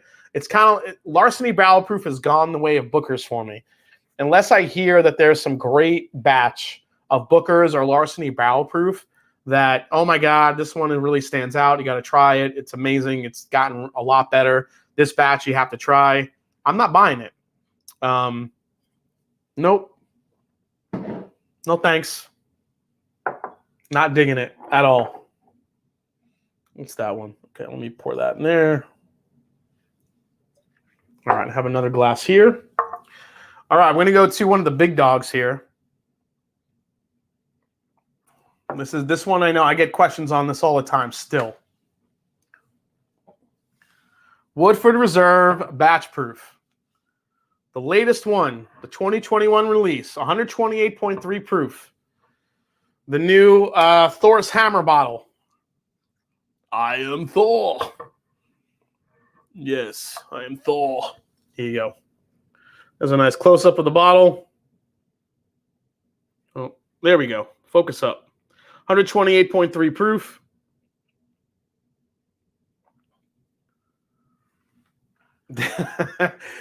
That's disrespectful to Bookers. I dig the Larceny Barrel Proof B521. I heard that one's pretty good.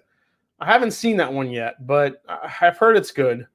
I mean, do you think it should, like, you think it would sway me? Do you think it's that good? Larceny Barrel Proof B521. I feel like that wouldn't sway me, but maybe. The Woodford was awesome when I had it, said Aiden. That bottle looks mighty happy. I mean, there's nothing wrong with Cracker Jacks. I mean, Cracker Jacks aren't bad. I don't know. There's just something about Larceny Barrel Proof that just doesn't jive with me. I just don't like the flavor profile. It's not like the wheated. Like, I want, like, a wheated bourbon is supposed to be, you know, drink a little bit smoother, sweeter, a little bit more fruit characteristic to it. And Larceny Barrel Proof just kind of flips it on its head. It just tastes like a regular Heaven Hill product. You know, like, I wouldn't expect to get Cracker Jacks in my wheated bourbon. Now, you talk about the old Fitzes, like the, you know, the 8, 9, 15, 16-year old Fitzgeralds that they do. Those are fucking fantastic.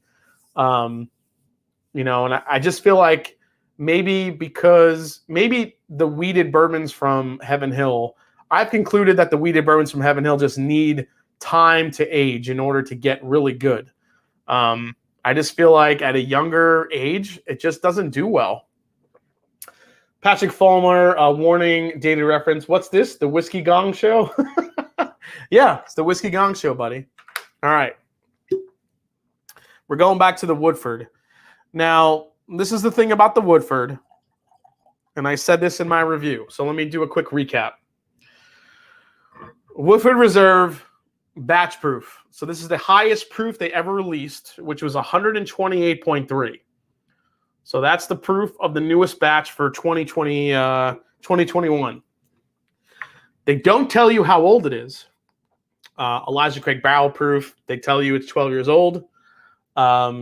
Even Rare Breed, they tell you it's a blend of 8, 10, and 12-year-old bourbons. Woodford Reserve doesn't tell you shit. They don't tell you how old the bourbon is in here. And I think there's a reason for that. I think Woodford uses, again, just like Old Forester. Remember, Woodford Reserve does part pot still, which is on site at Woodford Reserve, and they do part column still, which comes from Old Forester. So you have two different types of bourbons that are blended together to craft this. The overlying factor here that you get from anything from Woodford or Old Forester is heat cycled warehouse aging. So you can, even though this may taste older than it is, and I saw some reviews that say, oh, this tastes like it's got some good age to it. Bullshit. This does not have good age to it. I'm telling you, this is probably about a 6, 7, 8-year-old bourbon. Not even 8. I would say 6. I think it's like a 6 to 7-year-old bourbon in a heat cycled warehouse to make you think that it's older than it is. And I think that's what I tasted when I first tasted it. There was like a bitterness to it, like a forced, like maturation note that I was getting. Like there was too much like oak tannin in it. But there was also some really nice sweet flavors. There's some good cherry notes to it. So let's see if some air has done it some good here. Here we go.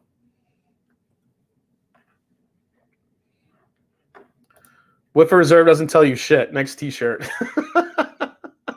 Someone said pot still. Oh, Donald Rance woke up. Pot still? What? Michelle Martin. Gotta go, Jason. But always a pleasure to spend time with you. Take care, Michelle. Thanks for tuning in tonight. Your whiskey nerd knowledge is on point. Yeah, I'm definitely a nerd. Chattanooga tastes older than it actually is. Yeah, I agree with that. Woody batch proof is all musty cherry. Just okay, says.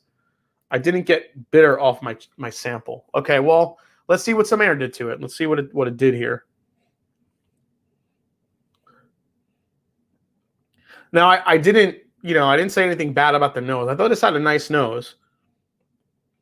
Very Woodford Reserve. It's very balanced. Oak. There's definite cherry in here. A little bit of medicinal cherry, like a Luden's cough drop a little bit. Rich vanillas and caramels for sure. Maybe a little cocoa powder.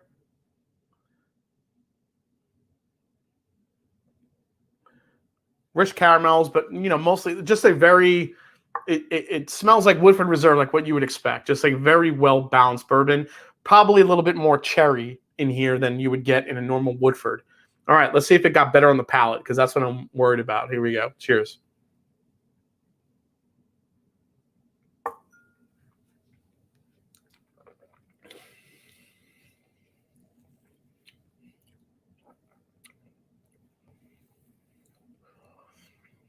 Wow, that even after all these drams that I've had tonight, this actually came in pretty hot. I felt that 128.3, let's just call it 30. Could feel every bit of that. And I think that's why younger whiskey in here. Don't tell me this is old shit. It's not.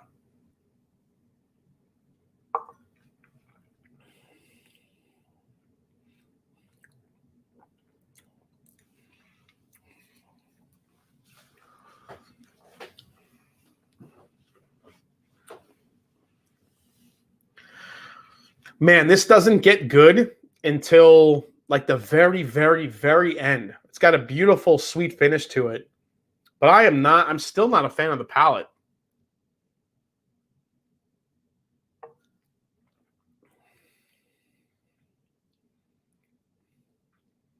Cherry, spiky, oak, a little bit of bitterness. It's not as bitter as it was. It has gotten better in that aspect.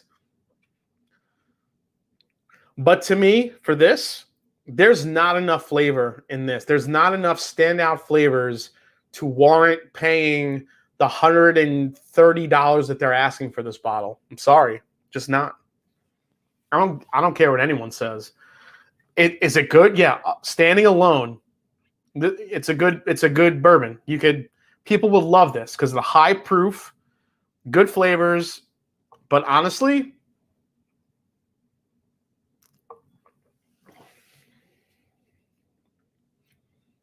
there's nothing about it that makes this special to spend that type of money on it. And that's why I gave it a shitty review. Is it good? Yeah. There's nothing bad about it. It's a high proof, full proof Woodford Reserve bourbon. But there's nothing special about this bourbon flavor-wise that is making me think, wow, that is worth every bit of the $120, $130 that I paid for this bottle. No way. And, some people have this listed at $160 to $250. I'm telling you guys, there's like 6-year-old bourbon in here. There's nothing that stands out that makes this really good. There's a nice cherry pop to it. Maybe a little like cola note, little chocolate, cherry. Yeah. Disco 4 or Stag Junior 15. Oh, dude. Those are completely different flavor profiles. Yeah, objectively, it's good. Will I buy a bottle? Hell no. I think that's where it misses for me. Okay, Iceman is more classic bourbon, while Maverick brings the funk. It's really hard to decide which is better. You already decided, Joseph. You can't take it back. It's Maverick. Sorry, you're done. Dave Apple, is this show just about bourbon? I like Scotch and Irish a lot better. Dave, I do some Scotch videos as well, and Irish whiskeys I love. But right now, yeah, this is about some bourbons that I did not give a good review to. It's just not worth the money. I'm telling you guys, this is 6-year-old, barely maybe 7-year-old bourbon in a heat-cycled warehouse.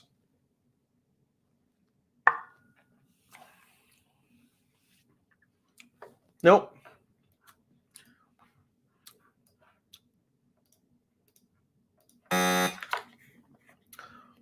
Giving it the red light. I can't recommend this. Nope. Is it good? Yeah. Is it solid? Yeah. Does it stand out? No. And that's its problem. $130 for this, and it does not stand out. Nope. Sorry. You lose, Woodford Reserve Batch Proof. I actually enjoyed the Woodford Reserve, the very fine and rare that they released, the the one that had like 17-year-old bourbon in it, that was impressive. That was an impressive bourbon. But that batch proof, nope. I think they're just bottling 6-year-old bourbon in a heat cycled warehouse, putting a high proof on it, and just selling it in that nice special bottle for a premium. And there are too many great barrel proof bourbons available on the market to warrant spending that money on that. So Elijah Craig barrel proof, the number one, example. And even more than that, Rare Breed. I mean, you can go up to just Knob Creek single barrels at 9 years old, 120 proof, that I think have a little bit more nuance than that does. So for sure. We agree to defer. I've suffered through worse. Yeah, I mean, I could, like I said, I see why people like it. It's not bad by any means. It's a good bourbon, but I can't understand the $130 price point on it. It's not worth that much. You're paying $130 for a barrel-proof 6-year-old bourbon. I'm telling you. Amy Bohm's in the house. What's up, Amy Bohm? ECBP ruined the market for swanky marketing. Whiskey knows every 25 cents gets you 5 entries for the Woodford Reserve. Maybe if they double oaked it. That's what I want next. I want a foolproof double oaked. Right? A foolproof double oaked from Woodford Reserve is next on my wish list for the Masters collection. That thing would sell like hotcakes. I'm telling you. What's your most comparable bottle to Redwood Empire Haystack? I'm liking a good high proof finished bourbon and can't find Redwood anymore.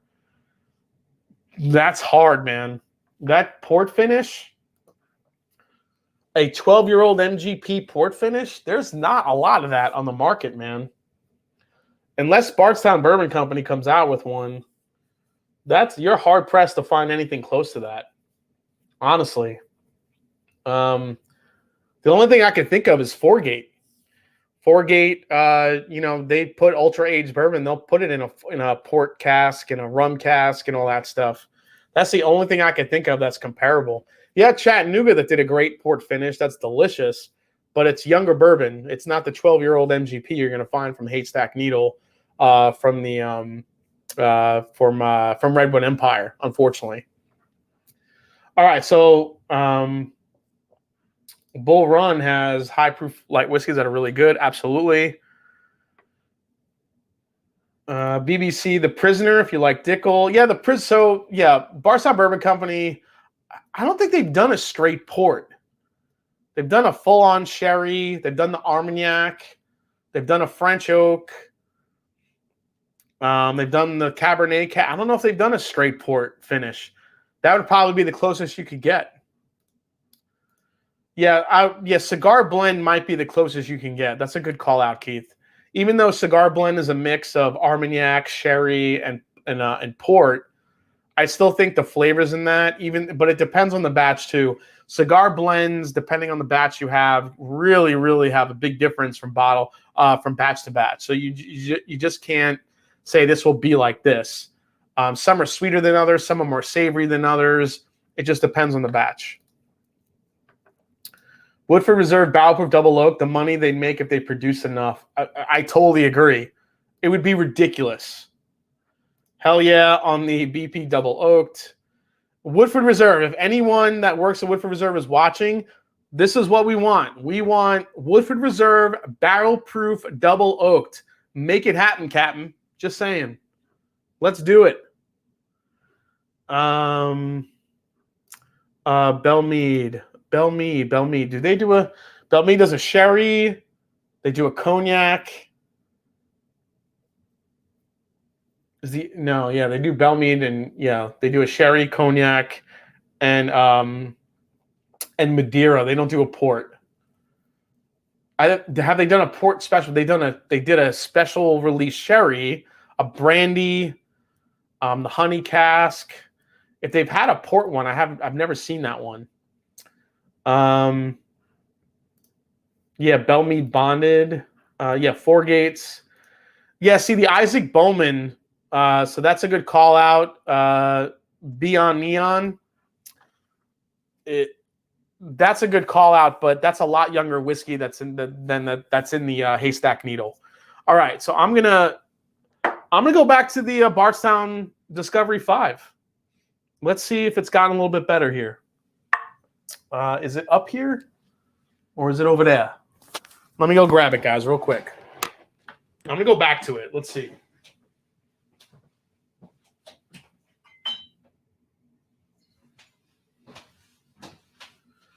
All right, Discovery 5. So Discovery 5, I didn't say it was terrible. I gave it a try before you buy, Mark. So, I mean, not that it's opened up that much, but it's been sitting with some air in it. So let's see how it's gotten here.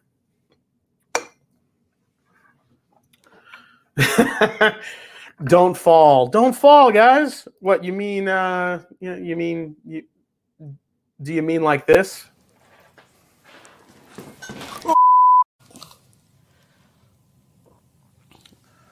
I fell.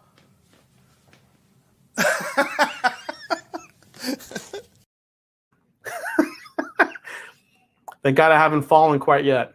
All right.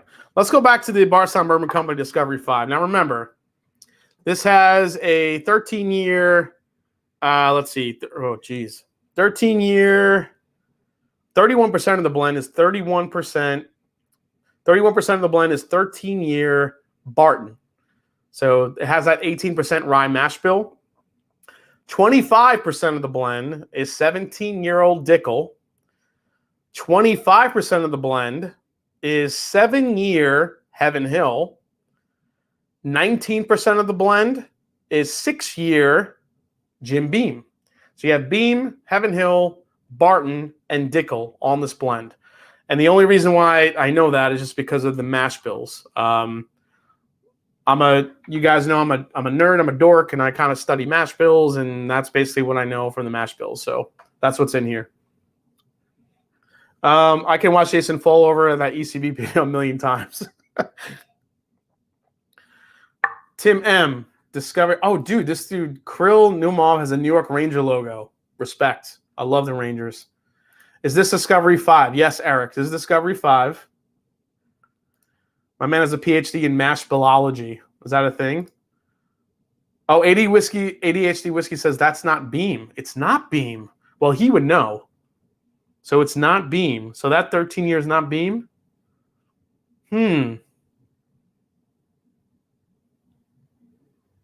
So that's 6-year, 13-year rye.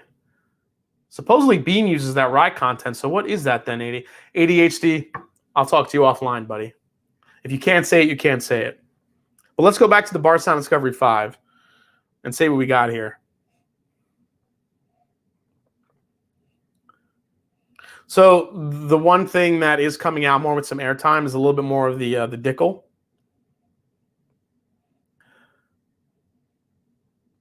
You get a little bit of the minerality, but that candied orange note that's so prevalent with high-aged George Dickel is there. Yeah, Turkey has the same mash bill too, but there's a lot of like weird blends that have that mash bill, the Turkey mash bill as well, but it's like fake Turkey so I'm not sure. Yeah, guys, if anyone has not watched ADHD's Whiskey's Dickel Tabasco review yet, it's one of the most epic reviews you'll ever watch. Any of the mods, please drop the ADHD Whiskey Dickel Tabasco review in the chat because it's epic. Liz Sophie, what's the backstory on that fall, though? So, Liz, I was, I did all 3 Elijah Craig barrel-proof bourbons in a blind flight. I think it was 2019, that lineup. And after I was done, at that time I had a different microphone. It had a battery pack that was about, I don't know, maybe this big. And it was on the floor. So the microphone was attached to me and the battery pack was on the floor. And when I was getting up after I was done to go turn off the camera, I did not realize that my foot was on the battery pack. So when I put my weight on the foot, or on the, when I put my weight down on the on my feet, it was on the battery pack, and my foot just went right out. And I have the wood floors down here. My foot just slipped right from under me, and I went down like a fucking ton of bricks, and I was done. So yeah, that was the fall. I actually stayed down there for a good 5-6 minutes, just laughing and also at the same time in pain. So yeah, that was the fall. I just got a bottle of the Blue Note 17. It's as good as... Yeah, I totally agree. That thing is ridiculous. Matt wants everyone who can send him more nickel Tabasco. All right.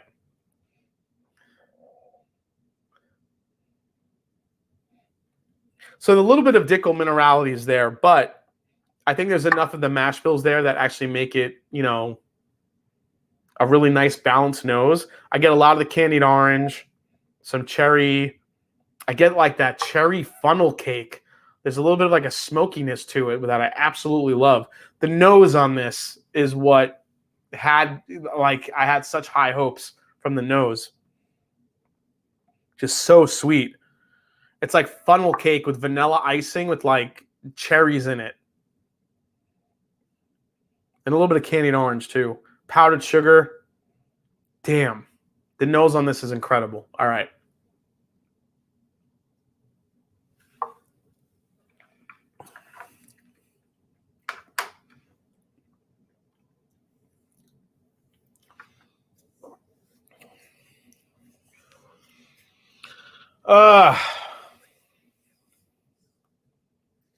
Yeah, I mean,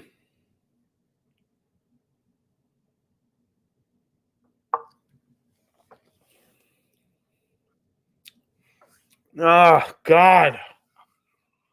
I want this to be so much better than it is. I absolutely love the nose. Love it. But the palate is it's still just too muted. All that flavor, like I want to taste that cherry funnel cake on the palate so bad. The powdered sugar, the fried dough, the smoke. It's like you put a funnel cake in a fryer, you left it in there a little too long. The powdered sugar aspect of it, a little bit of chocolate, candied orange. It has a nice finish though too. I'll give it a finish, but the whole mid palate is just too damn muted.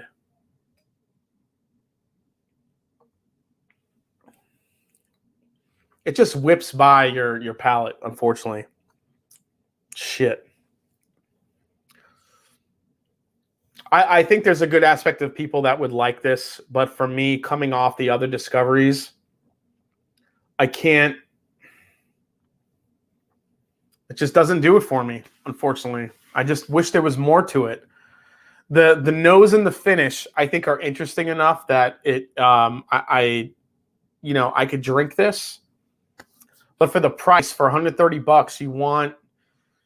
It's got the. It's like getting a sandwich, but there's nothing in the middle. You got some like two beautifully like toasted brioche buns, one on top, one on the bottom. But you only have like a plain burger in the middle. There's no like cheese and tomato and all the shit that you want in that burger to like make it just come all together. That's disappointing. Damn. I mean, it's still good. There's nothing bad about it. I just want more from it, unfortunately. Yeah, for sure. The light changes are a vibe.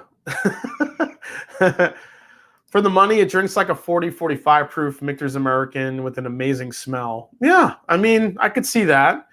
It does. It drinks really easy. And again, remember, these blends are, they're crowdsourced by a lot of different people that work at Bardstown Bourbon Company.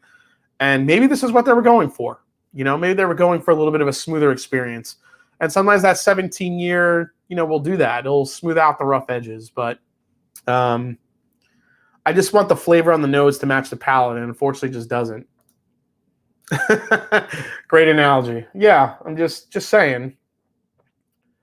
Discovery 5 or the Woodford. I would still take the Discovery 5 over the Woodford Batch Proof, honestly. I think there's more, even though the palate is thin, there's more nuance to me on the nose and the finish than on that Woodford. The Woodford is just like straight. There's good flavor, but there's not much layered flavors at all. I think it's like a 3-note, 4-note bourbon. And again, I think that's just because it's a younger bourbon that's has that forced heat cycled maturation into it, and it just doesn't do it for me. I think Steve Nally said they have over 100 people taste their products before releasing them. Yeah, it's and probably ADHD Whiskey will tell you. I mean, they really crowdsource the shit out of all their blends to see what who likes what and what the best blend is, and there is there's a Dickel aspect to it. And unfortunately, a lot of people think that's really off-putting. So that's why, for me, this one was a try before you buy. Ever go back to Redbreast Small Batch Cask Strength in the light blue box? I haven't done that one yet, Kevin. That's a good call out, though. Have you tried the Bellmead Honey, and does it demand the $700 price on secondary? It does not. It's a damn nice bourbon. It's a damn good. It's got a lot of great flavors. The honey gives a little bit more of a sweeter impact. But remember, for $700, $800 for the Bellmead Honey, you're not so much paying for the bourbon, you're paying for the rarity. And you could say that about a lot of things. Just think about when you look at secondary, the bottles that are more available usually stay about $50 to $60 above market value or above MSRP. It's the bourbons that are rare that you can't get or can't find that demand the high markup to it. That's why all things Buffalo Trace are well over MSRP. Whereas, like Discovery Series, like I've seen these on secondary for about, $200, $225, which is up from the $130 price point. Now, while that may be a lot of money to people, that's still not a big markup from what you get at retail. Unlike stuff from Buffalo Trace, where the markup is ridiculous. Remember, with secondary, you're paying more on a couple things. The number one is rarity. How hard is it to find? That's what you're going to pay the premium for. Number two, if that thing has an age statement, you're going to pay a little bit more for that as well. And number three, proof. If the proof point on it is super high, the John J. Bowman. You guys hear about the John J. Bowman cask strength that was released by Bowman Distilling Company? They did the lottery. It was hazmat, 140 and change proof. I saw that going for $800 on secondary. Why? Because it's hazmat. You're paying for the proof, and you're also paying for the people that know that some of that stuff is supposedly, Buffalo Trace distilled distillate. So not only you're paying for a little bit of that history to it, but you're paying for the hazmat proof to it. That's why George T. Stagg's on secondary, you could buy ones cheaper that are less than hazmat, and the ones that are, the one release they had that was 140 and change, those are a lot more money. So value perception on secondary depends a lot on rarity, age, and also proof. That's where the valuations normally come in.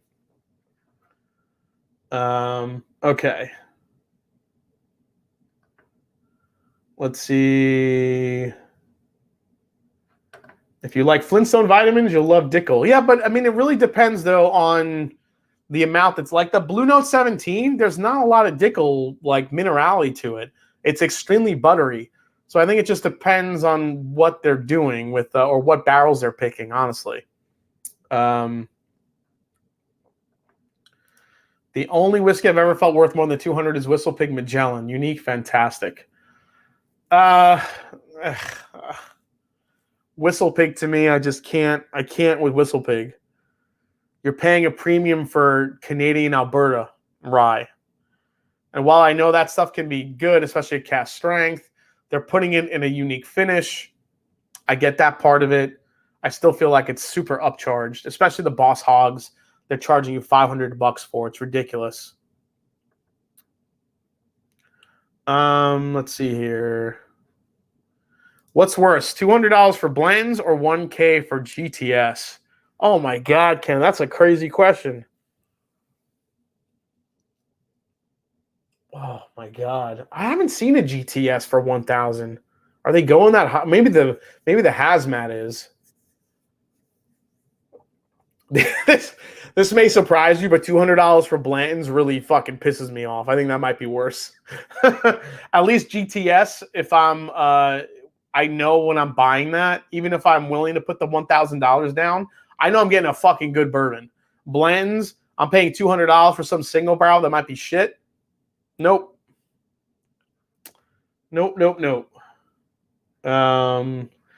Master Drum, cash strength Alberta Rye is very good, but not the price that Whistle Pig charges. Totally agree, Steve A. Alberta Canadian cash strength is absolutely delicious, but Whistle Pig charges a huge premium for it. Absolutely. $200 for Bland, says Adam. Yep. People are agreeing. $200 for Blands will actually really piss me off. Yep. All right, let's do oh wait, I just opened Old Cart American batch 6, absolutely worth retail. Garrett, yes. Dude, I want that batch so bad. I can't. That Old Cart American batch 6 American whiskey is that's one of the ones I haven't found yet or gotten yet. So if anybody in the chat has a beeline on Old Cart American batch 6, let me know. I'm definitely looking for one. I absolutely, out of all the Old Carters I tasted, that batch 6 is delicious. Cleveland in the house. What's up, Square Table? Degenerates podcast. The Master Drum. Can we say here and now that Redbreast Cast Strength post 2018 can go to hell? It's now Ireland's Tater whiskey. Based on what I tasted in that light blue box, I agree with you, Donald. Totally agree with you. OCAW back 6 is insane. I know. Don't rub it in, man. I got to try it, but I haven't gotten a bottle of it. I want it very bad. What's retail for Old Cart American? About $200 bucks. Sipping on Old Cart American batch 5 right now. I have 5 and 6, both amazing. I think I like 5. So 5 to me comes across more like light whiskey. You get more of the like the buttery like candy corn notes in batch 5. Batch 6, you have that, but also some like more barrel influence, which I think puts 6 over the edge, in my opinion. Is that Discovery 5? Yep, this is Discovery 5. I just retried it to see if I liked it. Thoughts on Old Carter Bourbon Batch 9? Haven't cracked mine yet. I could tell you right now, bud. I'll grab that one. That'll be my last pour of the night. Let me grab that. So batch 9, when I was lucky enough to try them in a row, batch 9 actually came off, I think, is my favorite. It's right here. That's right. Old Carter within arm's reach, guys. And here's the got it signed by the Carters. That's Mark and Sherry, I think, signed it right there on top. So the Carters are amazing people. I'm going to pour a little water in here just to clean out the glass a little bit because I'm out of glasses. So Old Carter Batch 9. Oh, yeah. It's always a good night when you open Old Carters or when you pour some. I'm going to be sipping on this all night.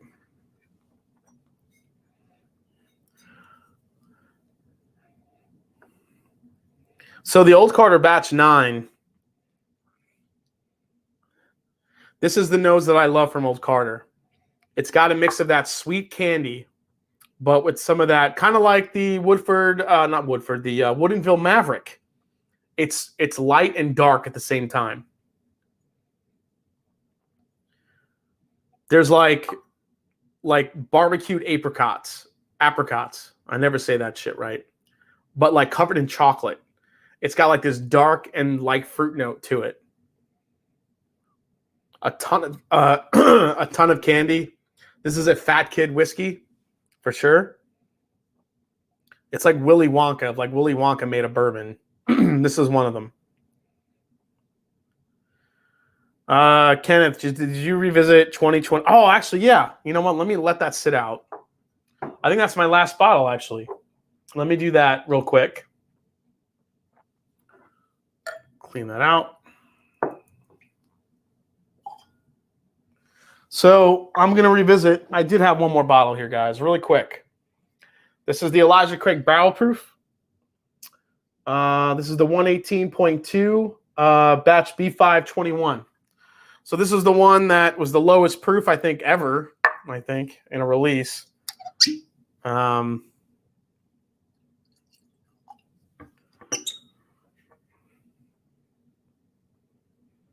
try to open it up here.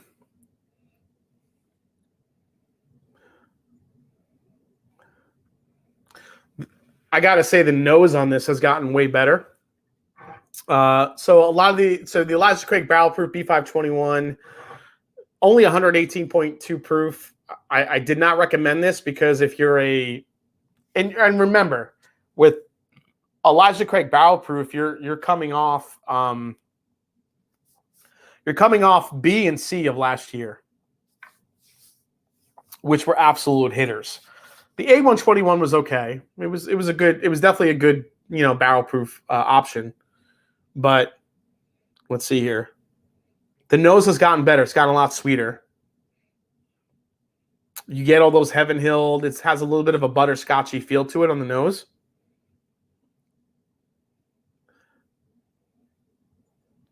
Yeah, I can't get past the butterscotch. Let's try it.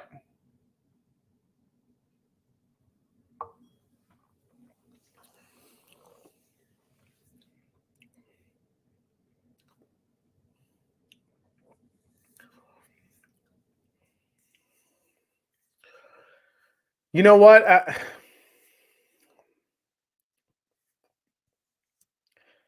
Honestly, even with all these bourbons I've tried tonight, it's actually holding up.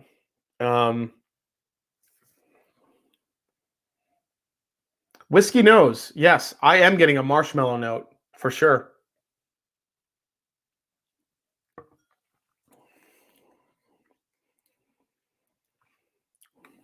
I think the sweetness factor is holding up. I think it's gotten sweeter.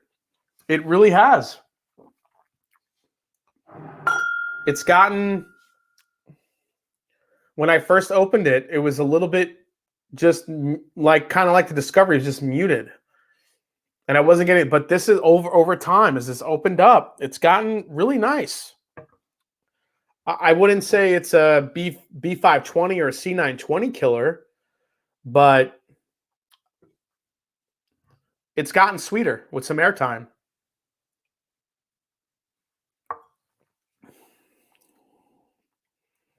Now, I said in my review that there's nothing off-putting about it, but if you're coming off, I think I said yes if you love ECBP because, ECBP is always a great pickup, but if you're expecting it to be, I still maintain my review that it's not as good as B520 or C920, but I think for people that don't want to have something that 125, 130 proof, I still think this is really good. You know what? I'm going to give this the green light. I like it. I'm liking this one more than I remember. And I think it's gotten sweeter over time, which I think it's a good thing.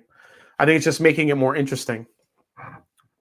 Yeah, Elijah Craig gets the green light, the B521. But again, remember, in my review, I did not say it was bad. It just wasn't, you got to remember when you're trying all these different Elijah Craig barrel proofs, you're always thinking of the best batch. When you take that out of the equation and you just try it on its own, you realize, it's not as maybe off as you think it was. I still maintain it's not as good as B520 or C920, but it's damn good solid batch. There's nothing wrong with it at all.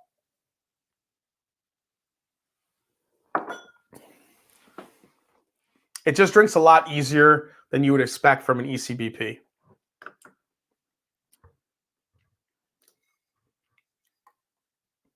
Will do.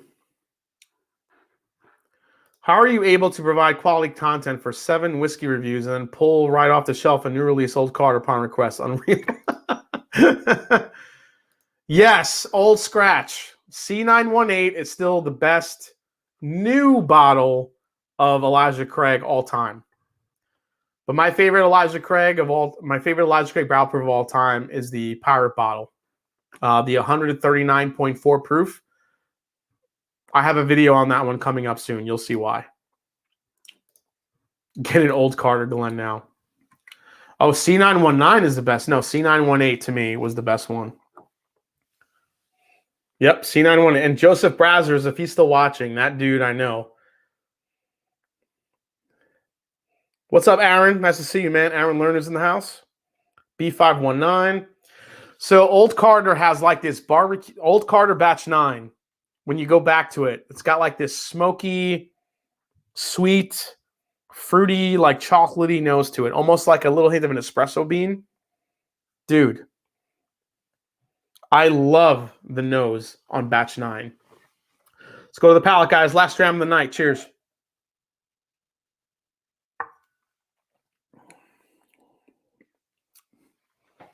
Oh, Batch 9's so good. So I forgot who it was, but whoever it was that has not opened Batch 9, go fucking stop watching this and go open it. Go open it. Go drink it. Let it sit in the glass for 10 minutes. And smoky, chocolatey, fruity, a little bit of a coffee note. This is the closest thing that's probably... I still wouldn't say this is as good as the Batch 5 that I love so much, but it's got a lot of the same characteristics that remind me of Batch 5. It's got like this light and dark type of characteristic to it that just, it kind of just lights up your palate. There's dark flavors in it, the espresso, the chocolate. There's light flavors in it, the fruit, the apricot, the candy corn. And then it's like overlaid by like oak char. Oh, it's so damn good. All right. Oh, shit, that's good. Guys, Old Carter Batch 9. Hell yeah. Now, I do have 10 as well, but 10 is like 9, but it's more refined. It doesn't have as long as a finish. Think of it like the Maverick and the Iceman. 9 is the Maverick. 10, which I have here too. This is Batch 10. 10 is a little bit more refined. It's got a little bit more of the flavors like 9 has, but it doesn't have the finish. It just drinks a little bit easier.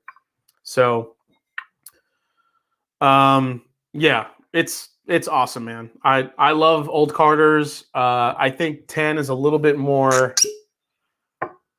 refined, if I remember correctly. Take a quick sip here.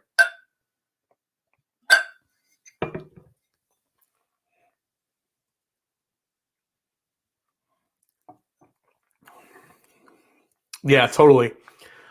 Old Carter Batch 10, there's a more rounded flavor profile to it. It's a little bit easier on the palate as well. I think you get a little bit more honey on the palate. But 9 is more of a flavor monster to me, which is why I like it so much. I think out of the whole bourbon lineup that they released this year, between 7, 8, 9, and 10, 9 was hands down my favorite. So if you got Batch 9, I think you made a damn good choice. So Richie Z, oh, thanks so much, man. Love this bottle revisit stream. Absolutely. Yeah, I like 10 a lot more than 9. I could see that. 10, like I said, is just a little bit more refined than 9 is. And I think it's got a little bit more of an oaky profile, which some people might like.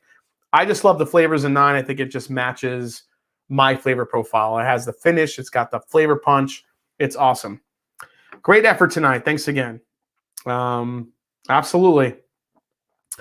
So, like I said, guys, revisiting Bardstown Bourbon Company, Discovery 5, still kind of a miss. Old St. Nick 12-year, still a miss.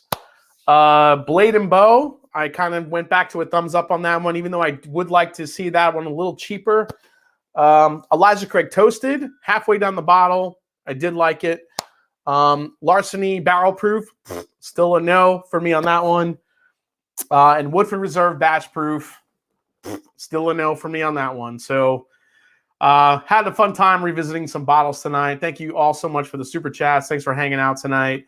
I don't know if anyone's streaming tonight, but if someone is, please do. Please go check them out. Hey, the Brew Baker Maker's here. What's up, Ernie? Haven't seen you.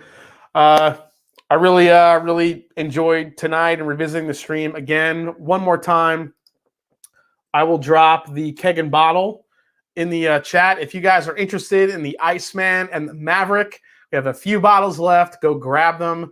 Both of them are so different, but very delicious. I think you guys will be really pleased with the Mash and Journey picks.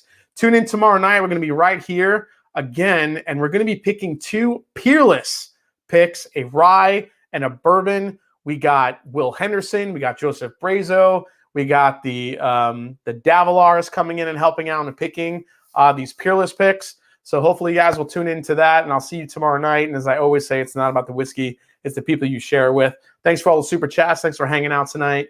And I will see you next time, or I'll see you actually tomorrow right here on the Mash and Drum if you're not sick of me already. All right. Take care, everybody. See you then.